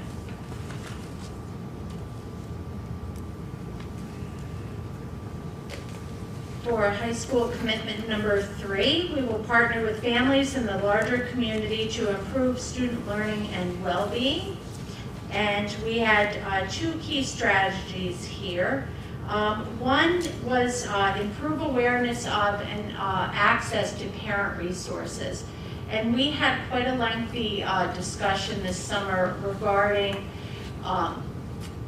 how do we compile information? How do we get information together? And how do we put it out there so that parents who need certain things have access to those? And a couple of those things were mentioned during the middle school presentation. Working with School Tool, and are there things that families need to know more about in accessing different things in School Tool, or Google Classroom, or the program Naviance, which is used a lot in our senior seminar and our junior seminar. So as we discussed it, we talked about on the website having a location where all this information could be found as kind of a how-to sort of site. We also talked about, as another strategy, effective communication with parents, families, to enhance student learning. And with that, we have a couple of exciting things here this year. We've started with video announcements every morning, which are very exciting. I'm waiting to be invited as a guest host one morning. Interrupt real quick. I believe that they're being recorded now, so if you can't log on at like 8 o'clock in the morning, they are being recorded. And I think that we're working on finding a place to store them on the website, so you can always go back and watch them later. So that means the ones that I'm starring in, they can watch over and over. That's right. Excellent. Bookmark. Yes, yes. There's also talk about the principal's bulletin being shared, perhaps. We, as the faculty and staff here of the high school, we receive a weekly bulletin from our principal that kind of outlines everything for the week and upcoming events. It's a nice, quick snapshot, so you're not having to read through 10 emails. It's all in one. It's fabulous. And there is also some talk that something like that will be going home to families. So stay tuned. Also, I think in terms of the communication or kind of getting it out there for parents and families, the idea of open house the past couple years, we haven't been able to run it like we would usually do that. So I think the open house videos and having those out there so that parents, families, students they have the opportunity to go back and look at those. I think kind of helps spread the word about different classes and what to look forward to or what to expect.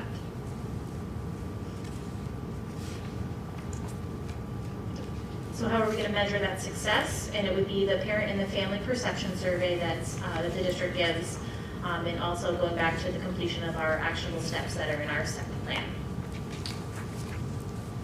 Do all teachers make videos for the open house? And you're just talking about the information videos for open house.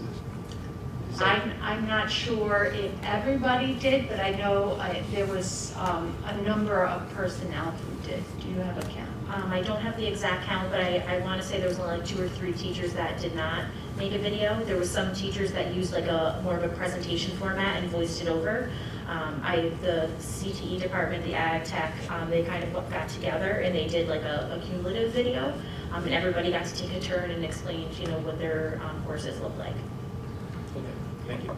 And that can also be beneficial too for families that move in, after the start of the school year. It's something that we can share so they can be a little bit more well-informed about what's going on here at the high school.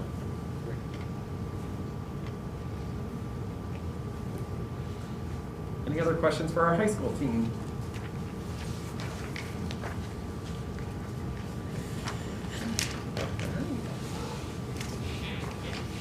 Last but most certainly not least, we did things in a little different order because we tend to always start with elementary school. So tonight we're closing out with elementary school. I really wish this was an episode of Shark Tank. Go for it. So unfortunately, Mr. Mahan was not able to join us tonight, so Mr. Berkshire is stepping in as the administrator to assist with the presenting of the elementary plan. We have Ms. Carey, who's a special ed teacher from the elementary school and serves on the BLT, and Ms. Mulholland, who is the BLT chairperson for the elementary school and fourth grade teacher. And my partner in crime. That's right. Partners in crime. So I will turn it over to them. All right, we were originally told we had 2 minutes, so I think, so we're elementary teachers, we gotta move quick to keep our kids occupied and attention to detail. Mini lessons, exactly. What time is lunch? Exactly. Snack it. So our commitment one is we were committing to strengthening our ability to provide consistent and rigorous instruction that is aligned to K through 5. So strategies that the BLT has come up with and has included work from many other teachers not on BLT. Our pacing guides, specifically for literacy and math, kind of goes along with curriculum mapping to kind of keep everybody on the same page, so to speak, so that teachers have the supports that they need, knowing what should be addressed, what skills, based on whether it's the quarter for the report cards or down to daily, weekly, by grade level. Also an increased focus on phonics, specifically at the K2 level. So they are explicitly teaching, not that phonics wasn't previously taught, but this is explicit instruction using a Lucy Hawkins program that all K2 teachers are using. So again, keeping everybody kind of on the same page, using the same language, not having it differ depending on what classroom. Consistent resources as well for fact fluency, which helps lead into what Mr. Reed was saying with the middle school. For fact fluency, our students in 3-5 are using, 2-5 are using reflex math. K1 are using extra math. So these are computer-based programs that the kids use to go through their addition, subtraction, multiplication, division facts. It gives immediate feedback to kids as well as teachers. So we have the data right away. It's motivating. You know, they can see it as a game. It's a nice little way to keep track of it. And then as well as problem solving this year, Carrie Caputi has done a ton of work for us to get together Tangy Tuesday and Wordy Wednesday. These are problem solving activity packets put out by Greg Tang. If you've never heard of him, you can kind of look at him. He does, some great things at the elementary level. They're fun little puzzles, all different types of activities that we are consistently doing each week as well. And then our final strategy is where interventions are kind of more deeply aligned to skill versus concept-based. So our interventions teachers as well are using a specific program that are targeting, again, phonemic awareness type skills. And we're fortunate this year to have math coaches and our ELA coaches. And our ELA coaches. Yeah. Oh. Yeah. Okay. So, are we moving on? Yeah, okay, move along.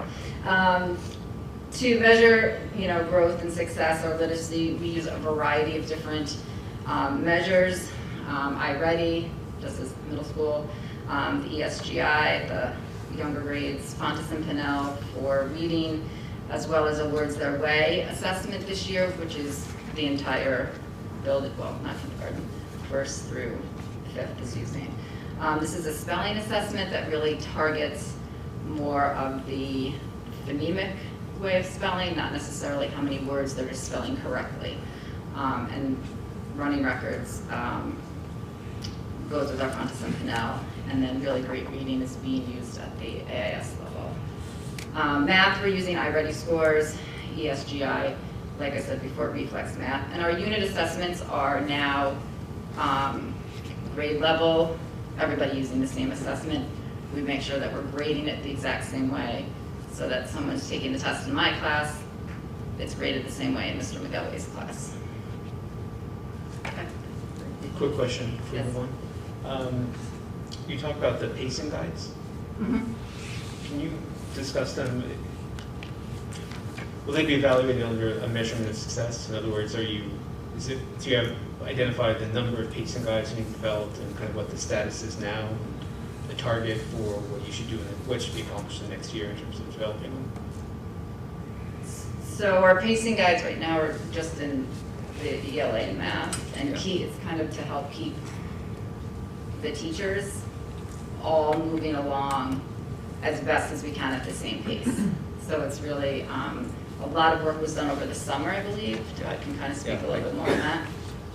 I can help you out. On how it's, yeah. Well, just before, I'm sorry, Todd, just quickly, maybe I misheard. I thought you connected the pacing guides as like kind of an analog to the curriculum map. If you could expand on that also. Yeah, it is. So when you think of curriculum mapping, as Mr. Reeve said, it's really an ongoing process. You never get to a place where it's like done, don't have to worry about that anymore. It's a continuing reviewing of what we have, changes, adaptations, continually evolving. So at the elementary school, more work has been done in recent years to align and make consistency across grade levels. So the focus has been on maps for both math and ELA. When we start talking about pacing guides, it's like another layer in the mapping process. So they have a map that's the foundation of this is what we teach over the course of the year in the elementary school. Okay, now go to the next layer. Here's the pacing guide in the first month, first week, first 3 days, depending on how far they break it down, how granular they get. It's another layer. Have we measured, to answer your question specifically, do we have like a, 50% of all maps have a completed pacing guide? No. It's more when we look at the maps and we say the ones that are fully developed or well developed, they include a pacing guide as part of them, but it's really another layer, if that helps. That does help, Okay. thank you. So just as a follow-up, I don't remember, does that mean that the elementary school is completely done with curriculum mapping? Or at least done in terms of developing them, and now it's a continual process of updating and whatever else you might do? Yeah. Like you said, you've gone to that next step of now pacing guides. So certain grade levels are further along in certain areas. We're trying to get to a place where all maps, K-5, are well developed. And then the other piece of this is, okay, now let's talk about science and social studies, because they're also in existence, right? They also happen, not that we're not teaching them, but the focus for mapping has been on ELA and math. I will say overall, the elementary school is further along because the work has been around building that consistency and what do we do across a grade level. Well, when we're having those conversations, we're going to reflect it in a map, which they've gotten, that's just part of their practice in the last couple of years. So are we at a place where they're all 100% well developed? No, being honest, they are not. But further along than other parts of the district. Okay, I'm just trying to understand the snapshot of the middle school Yeah. also because the maps aren't mentioned in the elementary school set. So it's just trying to understand what's different there, what's being done there. Got it. Yeah, and again, some of it is, so the middle school and high school, teachers have individual maps for themselves. And as Ms. Schultes was saying, a high school teacher that maybe has 4 or 5 different courses that they teach, that's a lot of maps all for that one teacher. At the elementary school, the focus has been, okay, 4th grade team, you're working as a team on what is your 4th grade ELA map. More work has been able to get done because more people focusing on that one piece.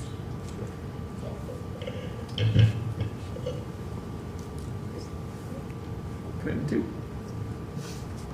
So commitment 2, I think we can all agree there's many consistencies across middle school, high school, and elementary. So commitment 2 states that we at Scarlett and Malice will commit to deepening the connections among students, staff, and community partners, as well as middle school and high school. I think we can all agree that engagement with our social environment is key to learning, especially in our times right now. Thinking develops as we make sense of our experiences. Learning and problem solving occur in the interactions between the learner and others around them. We're committed to cultivating the growth and well-being of our students by building positive relationships and school climate to improve student outcomes across many measures. So just even beyond the academic. So including the whole child, such as attendance, discipline, and social emotional learning. We want all those that walk through our doorway and down our halls to feel safe and a sense of belonging. We are all in this together, and we strive to empower a shared decision-making process. So looking at the strategies that we will utilize, first bullet, include increasing connections between our students and the school stakeholders, like teachers, principal, and support staff. So one thing that we're looking at focusing is assigning one staff member to be consistently assigned to a class during lunch or for longer periods, such as indoor recess within the classroom, rather than having various. That way, there remains consistency with communication between the classroom teacher and the aid monitor, which reduces the risk of communication problems, but yet at the same time nurture stronger relationships for our students. We also are looking to deepen and nurturing a school climate which radically embodies a feeling of a new energy around this time right now. Like, when we look at SEL and our classroom this year, and we interviewed our kids, the number one thing is, can school please be fun? So, like, just embodying this new energy and implementing school-wide incentives and recognition opportunities for students. So if anybody would like to do dunk, please come, because I think the kids are just looking for some fun things.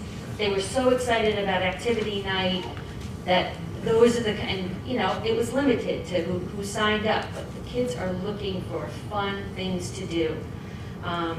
So what is dunk? Like dunk the Dunk tank. principal or pie in the face, but like work to incentives for things like that. Well, whether it's read this many books and you get to do this. They're just looking for some, because we do a lot of those challenges within our classroom ourselves, and they love that stuff, reaching for a goal. We do like top 3 for the day. Every day we have top 3 students. One voted by her, one voted by me, and then the kids get to vote for that. And we focus on a goal daily, and the kids know that they have to focus on that, and that's who they're voting for. And we never have any upsets that it wasn't them, they look to be voting for their classmate. So they're just looking for various ways, I think, to just have fun and be surrounded by each other. That does sound like fun. I understand why it would be exciting to dunk someone. I'll do it. If you have specific needs like that and want to share some information. Yep. Think about it. Great. Bullet number 2, we're also committed to improving social responsibility and citizenship skills by preparing our students to address the world's complex social issues through our SEL activities and practices. We seek to develop our students to be proactive caretakers in their social emotional wellness. Currently, we're utilizing zones of regulation, Apple a Day program, just to name a few. Our PPS committee is also working to align all good SEL practices and develop automatic interventions for those students who are referred to the Office for Behavioral Issues. So we're kind of looking for that. Instead of always having to send, this is the child that has a behavioral issue, and send them out of the room, what are some automatic behavioral strategies that we can use that we don't have to ask the principal for, or, you know, and utilize everybody, special ed, you know, we usually have a bag of tricks, so what can, you know, we do for this child who doesn't work at all, or this child who acts up in class, or wants attention, seeks attention, and just look for that. We do a lot of SEL activities, just like a daily check-in, and I think kids just, I think they just want to be heard sometimes, so that after they finish their morning work, it's a daily check-in, and it has to do with, how are you feeling today? You know, what did you think about yesterday's math? Are you ready for the math test? So I think kids just want to be heard. And it's a Google form, so Yep. it's all like Private. You know, the last question is always, is there something you want to tell us? I want to share. Make And it it could be, good. I'm hungry. Yeah. Honestly, we did things like that. I didn't have breakfast this morning. But it's good data for us that way. And bullet 3, families who are supported by their school to understand academic goals, strategies, and success are better able to support their children's learning. We seek to nurture and enhance the belief that parents and families serve as essential partners in promoting student success and become invested in the school's shared vision. Families will be receiving paper copies of their child's report card to be able to better analyze their child's academic development. We are looking to communicate our school's successes by asking every teacher to commit to touching base with their students' parents every 2 weeks, briefly highlighting the week's accomplishments, important topics, what's to come, and any important reminders. So very short, sweet, but just keeps them connected to families. Teachers, we're asking or hoping that they will be able to highlight one event per year that celebrates their students' accomplishments and hard work to include in our district newsletter and or our local newspaper. Let's brag about GCS to our community. We have lots to celebrate and encourage, and our kids are doing amazing work. Our principal will encourage families to become engaged and participate in at least one non-classroom club or activity. We will engage families and the community in meaningful ways and develop a list of available parent and community volunteers that could be linked to specific curriculum areas as a supplemental resource, sharing their expertise. Bullet number 4. As a school, we will seek ways to create more choices for students within the classroom, as well as extend interactions beyond the classroom. We seek to provide a review of responsive classroom, which we currently utilize right now, and we'll keep track of what percentage of our students are participating K-5 in activities such as band and etc. So measuring our success, again, through student and staff surveys. We'll examine levels of participation with our students. We'll target those students who may not have met a benchmark and provide some additional recognition programs for them, such as Super Improver, so going beyond our Dawson dollars and looking for those kids who haven't reached a benchmark, but they still need recognition to keep going. And then we'll enhance our communication and engagement with parents and families through e-news, local newspaper, and try to increase the percentage of parents connected to Seesaw.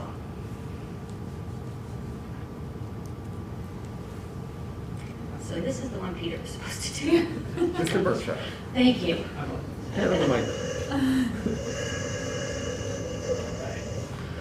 Good evening, everyone. How you doing? Well, I'm up on commitment number 3 here for the elementary school, and Mr. Mahan, I've heard him tell our students, and I've heard him tell our parents and our teachers this year that in the elementary school that we're focusing on our ABCs, and not in the traditional way that we would think that we'd be focusing on ABCs in the elementary school. Scott, did you cut me off? There we go, see? Okay. So not just the ABCs that we would traditionally focus on in the elementary school. What we're really talking about is attendance, behavior, and course performance. And our commitment here is to create automatic supports for our students who are experiencing difficulties in these areas. I'm just going to keep on talking really loud. Take that one. That one? Okay. Turn the other one off. So creating automatic supports for students who are having difficulty in these areas. So to begin with, the strategies around attendance, focusing on addressing chronic absenteeism, but just overall attendance numbers in general. So to begin with, identifying early patterns of chronic absenteeism. We developed an early warning system inside of our Intervention Compass program, which I think you heard a little bit about in August. And that allows us to see students who are on the pathway to becoming chronically absent. So a student who was absent twice in September and 4 times through October, 5.5 times through November, that's showing us that they're building on a pattern to being absent 18 or more times throughout the school year. And right now we've got some coding and a computer system that's helped track that for us. In addition to that, working on communicating with those parents early and often when they're showing up on those lists. And as we're communicating with those parents, trying to find the barriers and helping to remove them, and being really careful to not have an adversarial relationship with those parents who are struggling with getting their children to school, but to build a positive relationship and try to figure out how best to support them. Because we know at the elementary level, which is a little bit different than our middle school and high school, that the families really have a lot of say whether or not that child gets out of bed and comes to school that day. To move on to behavioral needs, one of the strategies for this year is to create an automatic referral process for students who have additional behavior needs. So I can speak to one concrete example of this. We had 2 students at the end of last week who triggered their 3rd behavior referral that went into the school tool system. Upon that 3rd behavioral referral, Mr. Mann put a copy of it in my mailbox, said, Matt, come see me. And we had a conversation, and those students then went on the RTI calendar, and meetings are on the calendar for those students.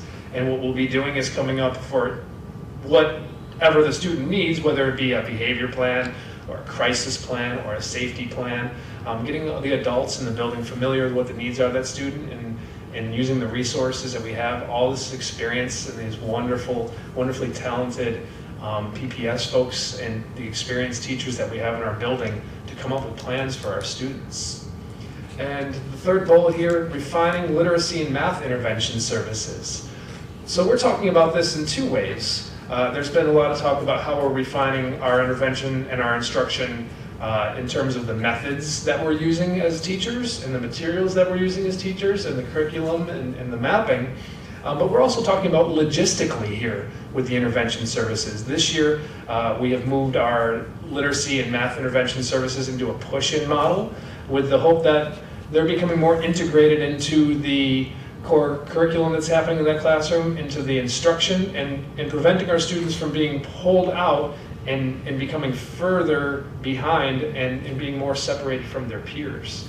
So there's work going on to refine that process as well. Let's take on to the measuring of the success.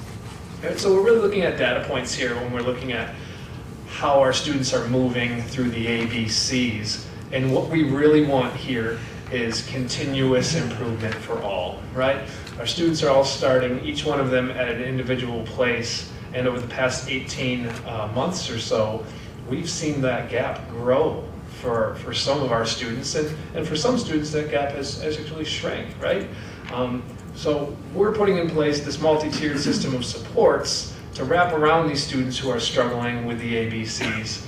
And what we'll want to see is if a student is on an individual behavior support plan, we'll want to see how they're responding to that specific plan. There will be certain things that we'll be looking for that will be behaviors that we should start to see extinguished, or start to see at least happening less frequently, right? It doesn't happen overnight, but less frequently. Everything's a step. The students are walking through gates on their way on the path, right? Our formative and summative literacy and math assessments, I think we spoke quite a bit about ESGI in the primary grades, and F&P as a benchmark, and iReady as another screener and benchmark. And as well, our attendance data that we have. We can look at just the number of students who are chronically absent, but we can also look at the patterns of individual students and patterns over years. And we can look at our building attendance and make comparisons over years and month by month as well to see how we are doing to measure up on the success for attendance. Any questions or comments? Tracy? It's a lot of information, thank you very much. I had kind of a simple question, just looking at the BLT plan for the elementary school. Are you fully, I hate to say staffed, but is the committee full, I guess is my question. As far as I know, yeah. Mostly newbies. Yeah. I remember over the summer when I was first brought on, I was asking Mr. Mahan about his BLT, and he was very excited that he had added a few new members and additionally some parents. So I do believe that they are fully staffed. Yeah. Yep.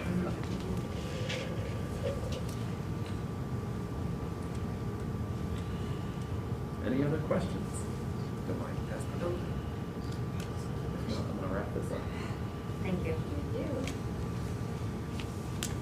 All right, so I just want to thank all of our BLTs, from the administrators that serve on the BLTs, the teachers, the parent representatives, the students that we have at the middle school and the high school level. In addition to everything else going on to start the year and get into the school year, they've been working on these plans since the summer and have put in a tremendous amount of time and effort And I hope that you were able to see tonight really the connection that holds the three buildings together and connects to the district plan and the district goals. So those district goals, the three words I use: curriculum, culture, and community. So you definitely heard a lot about curriculum tonight, right? And instruction, everything that goes along with that. You heard a lot about culture, which is all about the SEL and the sense of belonging that we create for our students. And then certainly the community piece, which involves the parent connection and reaching out to community. So I hope you were able to see those threads as we tried to connect and align the work that we do for improvement. And then last, just to mention, again, back to the calendar for development of the school improvement and the goals.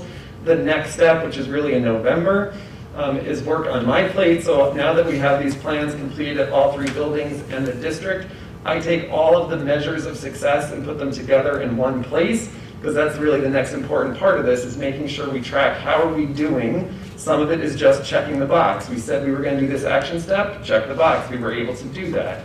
And then other parts of it are the data points. So as we do benchmarks, as we do data collection mid-year, as we look towards the end of the year, collecting all of that data and putting it into one place of what is it that we're looking for to show that we are working in the direction that we want to be.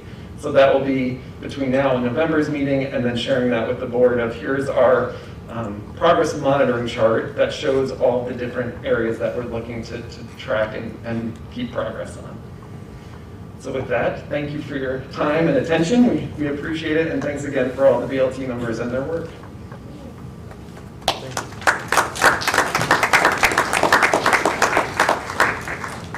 Thank you. It's obvious that there was a lot of work, and I think that the decks behind it, we went through them, we read them, we asked questions, and so forth. So thank you very much to all the team members. It was a lot of work, and it was apparent. So now I'd like to move on to the action item, 7.1. We need to approve the minutes from the business meeting of September 20th and September 27th. We will do that together. If I could have a motion for that, please. Any discussion? All in favor? Aye. Need a motion to approve the finance reports for the month ending September 30th, 2021. Any discussion? All in favor? Aye. I need a motion to accept the Committee on Special Education recommendations from multiple meetings. Any discussion? All in favor? Aye. Need a motion to approve the personnel agenda. Any discussion? All in favor? Oh, Duncan, I'm sorry, all right. On the last page, it's because when I looked at it, it wasn't over. on the screen, it's not on the back page. I couldn't find it. Craig Seberg.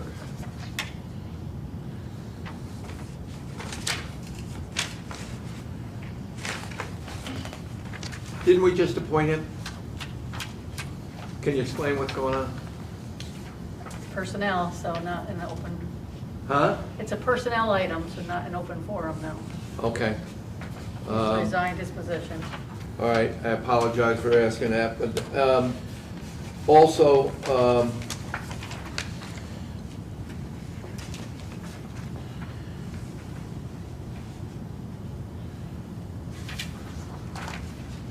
we have one other.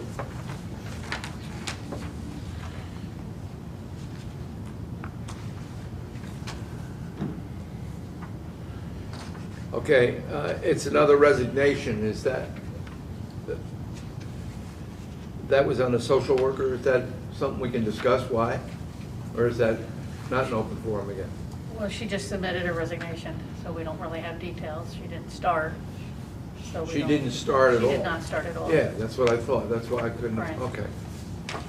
So we don't even know whether she took a job somewhere else or, I assume that, but I do not know that. okay. That's all.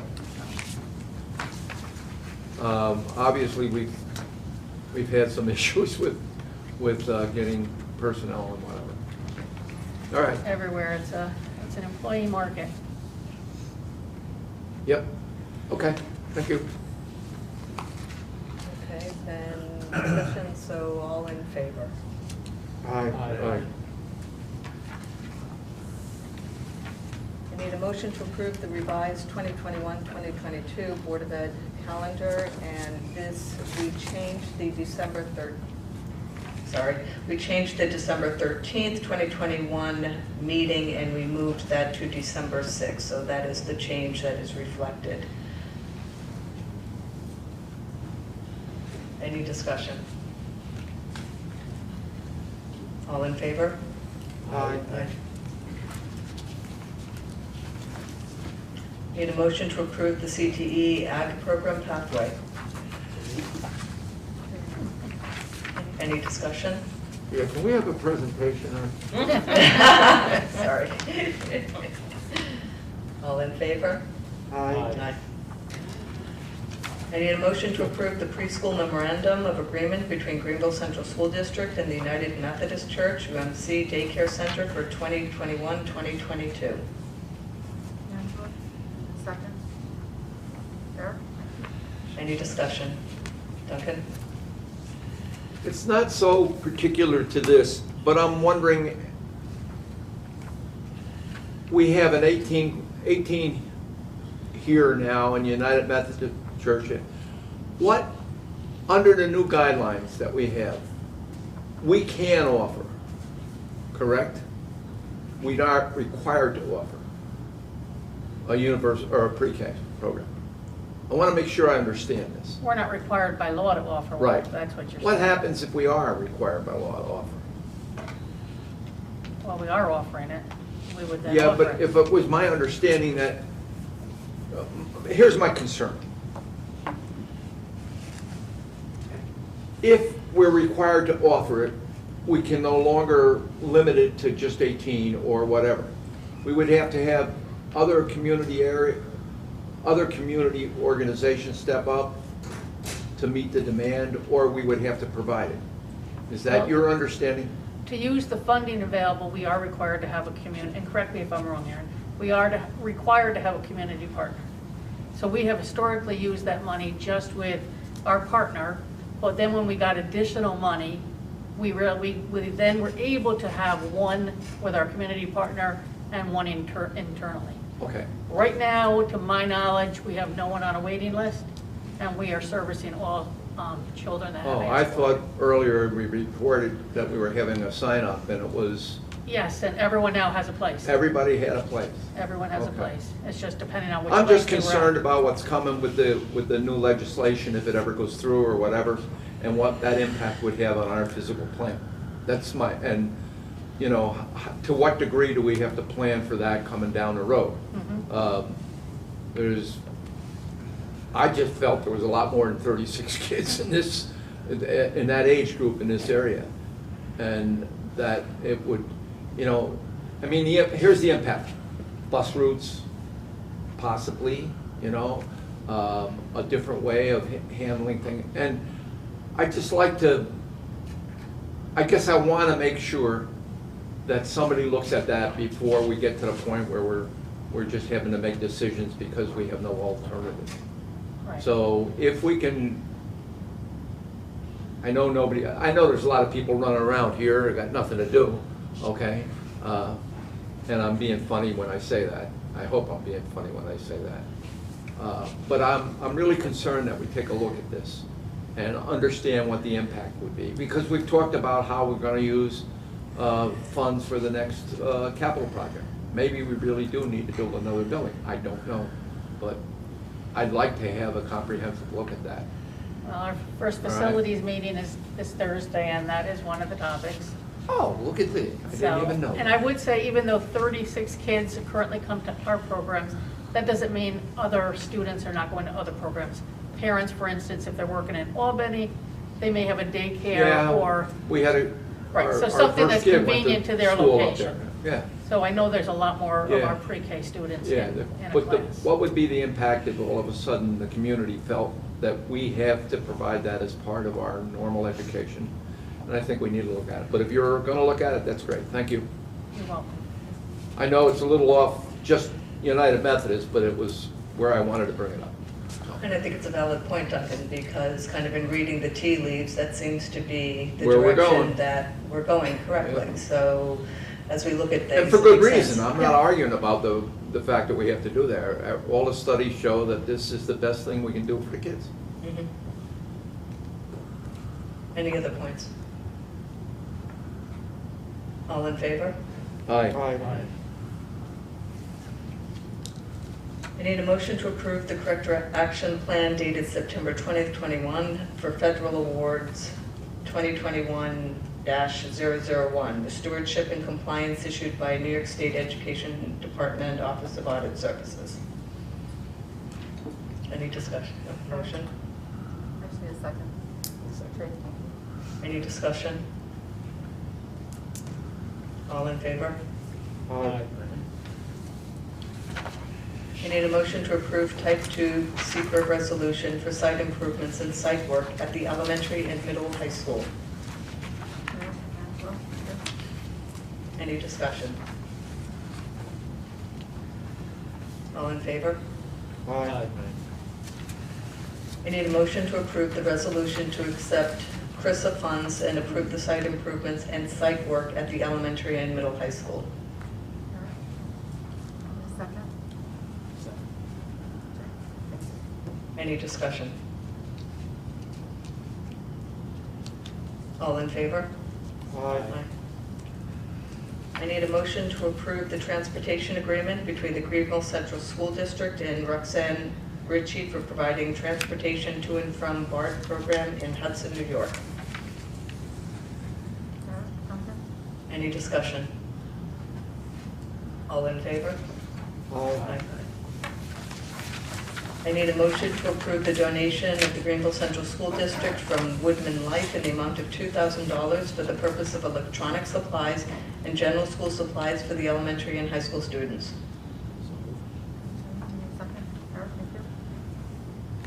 Any discussion? I'm assuming this is also for middle school students? I didn't see them on there. All in favor? Aye.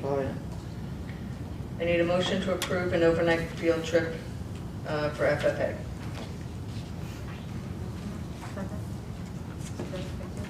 Any discussion? Tammy, I have sorry, Tammy, Tracy, comment or question. If I understand from the information we're given, there'll be multiple schools on the bus, but there's going to be common COVID protocols for everyone on the bus and at the convention. Is that correct? That is correct. Okay. There are established protocols for the bus that all students will obey, the same as the convention. Okay, thank you. Any other questions? All in favor? Aye. I need a motion to approve surplus items. Any discussion? All in favor? Aye. Trying to turn the page, sorry. Okay, moving on to topics. We'll just pause and just tell the students that are here to enjoy their trip, the ones that are going on the trip. Thank you very much. Who's going on the trip? Represent Greenville well. They're definitely going on the trip. Good job out there too. Really good job out Parents there. here to support their kids, because we have great parents and great kids, so, whew. You're responsible, so we thank you so much. This opportunity is just priceless to these kids. The keynote speakers, even keeping track of just their bank account when we go there. They're in charge of everything. Packing, unloading the bus, loading the bus, the friends they make on this trip, from the bottom of our hearts, thank you.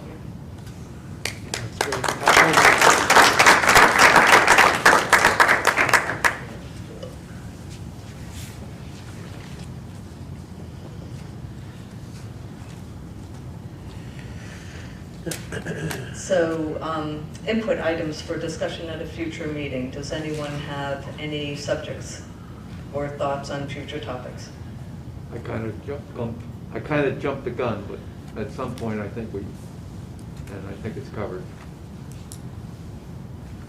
We can add that to the list and kind of decide when's the best time for that. Okay, Duncan. Anyone else?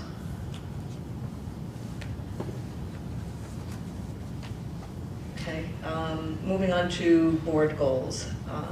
For this, what I have is I had a discussion with a representative at NISBA. We are looking to establish a workshop whereby we can take and discuss and create board goals. We have 3 possible dates, so we're looking at, I believe it is November 3rd, December 4th, or January 22nd are the 3 options. I will have Daphne then send something out to see availability for members. The way that it would work, that NISBA described, is that one of the things that they do is they will take and send out a survey to board members. From that, they will take the information and create a SWOT analysis. So what do we feel based on the self-assessment that the board is doing well? What are areas that we would like to focus on and for the next year? And really looking at it from a self-reflection standpoint. Then during the actual workshop with a moderator from NISBA, then we would take and create 3 to 5 specific goals that the board wants to work on for the next year to 18 months. And as part of those goals, then to also have specific items underneath that, along with timelines and deliverables. So the information or what we want to achieve, we can then not only look back on, ensure that we have succeeded and achieved the specifics, or it may be that we've achieved 2 out of the 3 and so forth. So that is kind of the way that the workshop would work. And I think that by having NISBA moderate it, then they have expertise in working with all boards to ensure that we're kind of heading in the right direction, that the things that we're looking to focus on, again, move us forward and so forth. So I just wanted to provide everyone with an update. That was the information that I needed to come back with you. And like I said, I'll ask Stephanie if she would please take and check availability for everyone. So I'll toss it out. Yes, Duncan. I know we've been trying to do this for a while, but I may be speaking just as one, but there's so much things going on now between now and the first of the year, and then we're right into the middle of budget season, and I'm wondering if we ought to put this off. We've got 2 new members who I think they both have to go to their training session. I don't know if they've signed up for those yet, but they're coming up, right? I'm wondering if we ought to do this, if at all this year, not until after the annual vote, and hopefully we'll have a new superintendent in tow at that point, and we could align ourselves with the goals, our goals, and superintendent's, getting off the mark with a real focus. On the other hand, if we do it now, new superintendent comes in and we've just set up our goals. So that might work too. But I just see so many things coming down. I've got time. I can do it. But everybody else here is working. Duncan. This is a lot. This time commitment is Can you just use your microphone? Thanks. This time commitment is growing. Like every time I come for a meeting, we're setting up 1, 2, 3 more meetings between now and like December 16th. So I think if we're adding another one, that's a lot.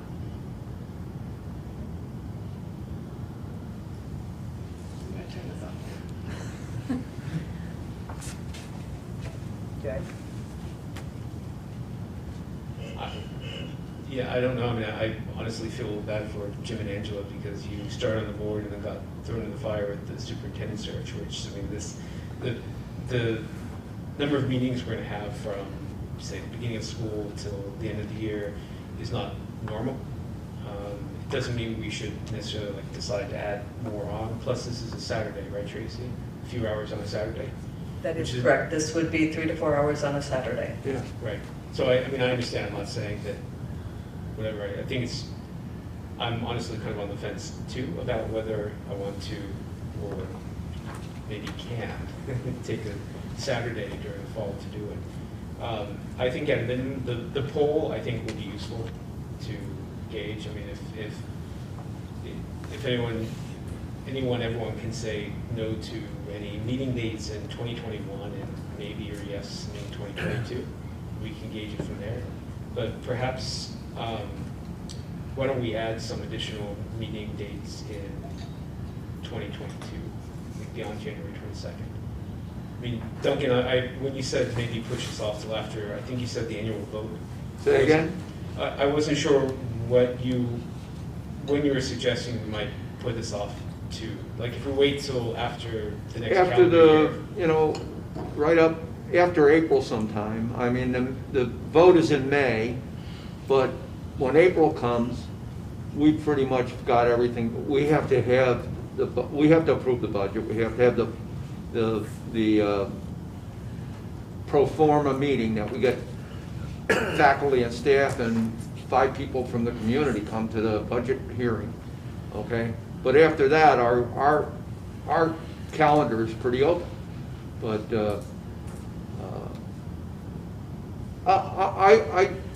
I'll be honest with you, I sat next to Angela for the first 3 meetings and she's pulling her hair out. And I don't blame her. And I look over at Jim and, you know, I know he's got, you're working, they're working, okay? That's all, I just brought it up for discussion. I can make it, so it was more for a concern for the new people, to be honest with you. I understand, I'm concerned for them as well. I'm not saying everybody else. I know, I'm saying, I also have my own concerns about, I mean, given. Later in the year, we got more time, that's all. Yeah. I mean, one of the things that we do have is the 22nd, January 22nd, is we have 2 workshops that the board sets aside. That is one of them. So we could decide to use that because it's already previously scheduled. So that may be one thing. And hopefully the superintendent search then is far enough along that at that point there really isn't much. And then they should go back to normal. This is not normal, Angela. I can share that. And go into the budget cycle then. Right, and I would say if we don't do it on the 22nd, then we're into the budget cycle, and then I would say move it later because we will have multiple meetings. We were walking out after the last meeting and Angela was saying to me, you picked a fine time to pick me, Duncan. I think it's very important for us to have goals. We talked about that. I think when you keep pushing things off, as far as before the first 2, I have conflicts on both those dates. There you go. However, January 22nd, yeah, I think if we push it past that, then sometimes you might be 6 months past. If you're saying, you know, we have 1 year to have required training also, and I haven't had the opportunity to do the on-site or the We've been talking about it. Online training. Letting them know. If that's not a prerequisite, then, you know, in order for this training, I think it's more important to just get it done. If it does correspond to one of our workshops, then I think it fit in, but I can't fit it in before January 22nd on those other 2 dates. 22nd will work if that replaces the other one. I didn't pick up on that date, but I was thinking that was in addition. Okay. So then if everyone's in agreement, we'll keep it on the 22nd since that's already on the calendar. I will say, I'm also going through the training again. I volunteered because I figured that maybe as a refresher, I'm doing the virtual one and I can pace myself, and it's working for me. I kind of schedule an hour when I can and so forth. So, and the first time I did it the all-day one. So it is an option. Okay, and the other point that I had is the superintendent search. I just wanted to update everyone and the public. Knowing that we had multiple presentations, we decided to move what was going to be discussed to the 27th at 6 p.m. And that's when the next meeting will be held for the superintendent. One of the things I do want to mention is that the survey will be closing on the 22nd. So if you haven't done it, we encourage everyone to submit a survey. And in fact, Daphne, if you could perhaps send out another blast to staff and to parents, just a reminder it's closing for that. We have exceeded the goal. The goal was 200, so we have exceeded that. And but there's still time to have everyone's point of view counted. And with that, then, unless anyone has anything else related to those two, then I will move to the open forum and see if anyone has anything that they would like to share for the open closing forum, which is kind of an oxymoron, so maybe the closing forum. I'm assuming you haven't received anything, okay. Then I need a motion to adjourn to executive session, to discuss contract negotiations. Okay, any discussion? All in favor? Aye. Thank you, everyone. Have fun on the trip.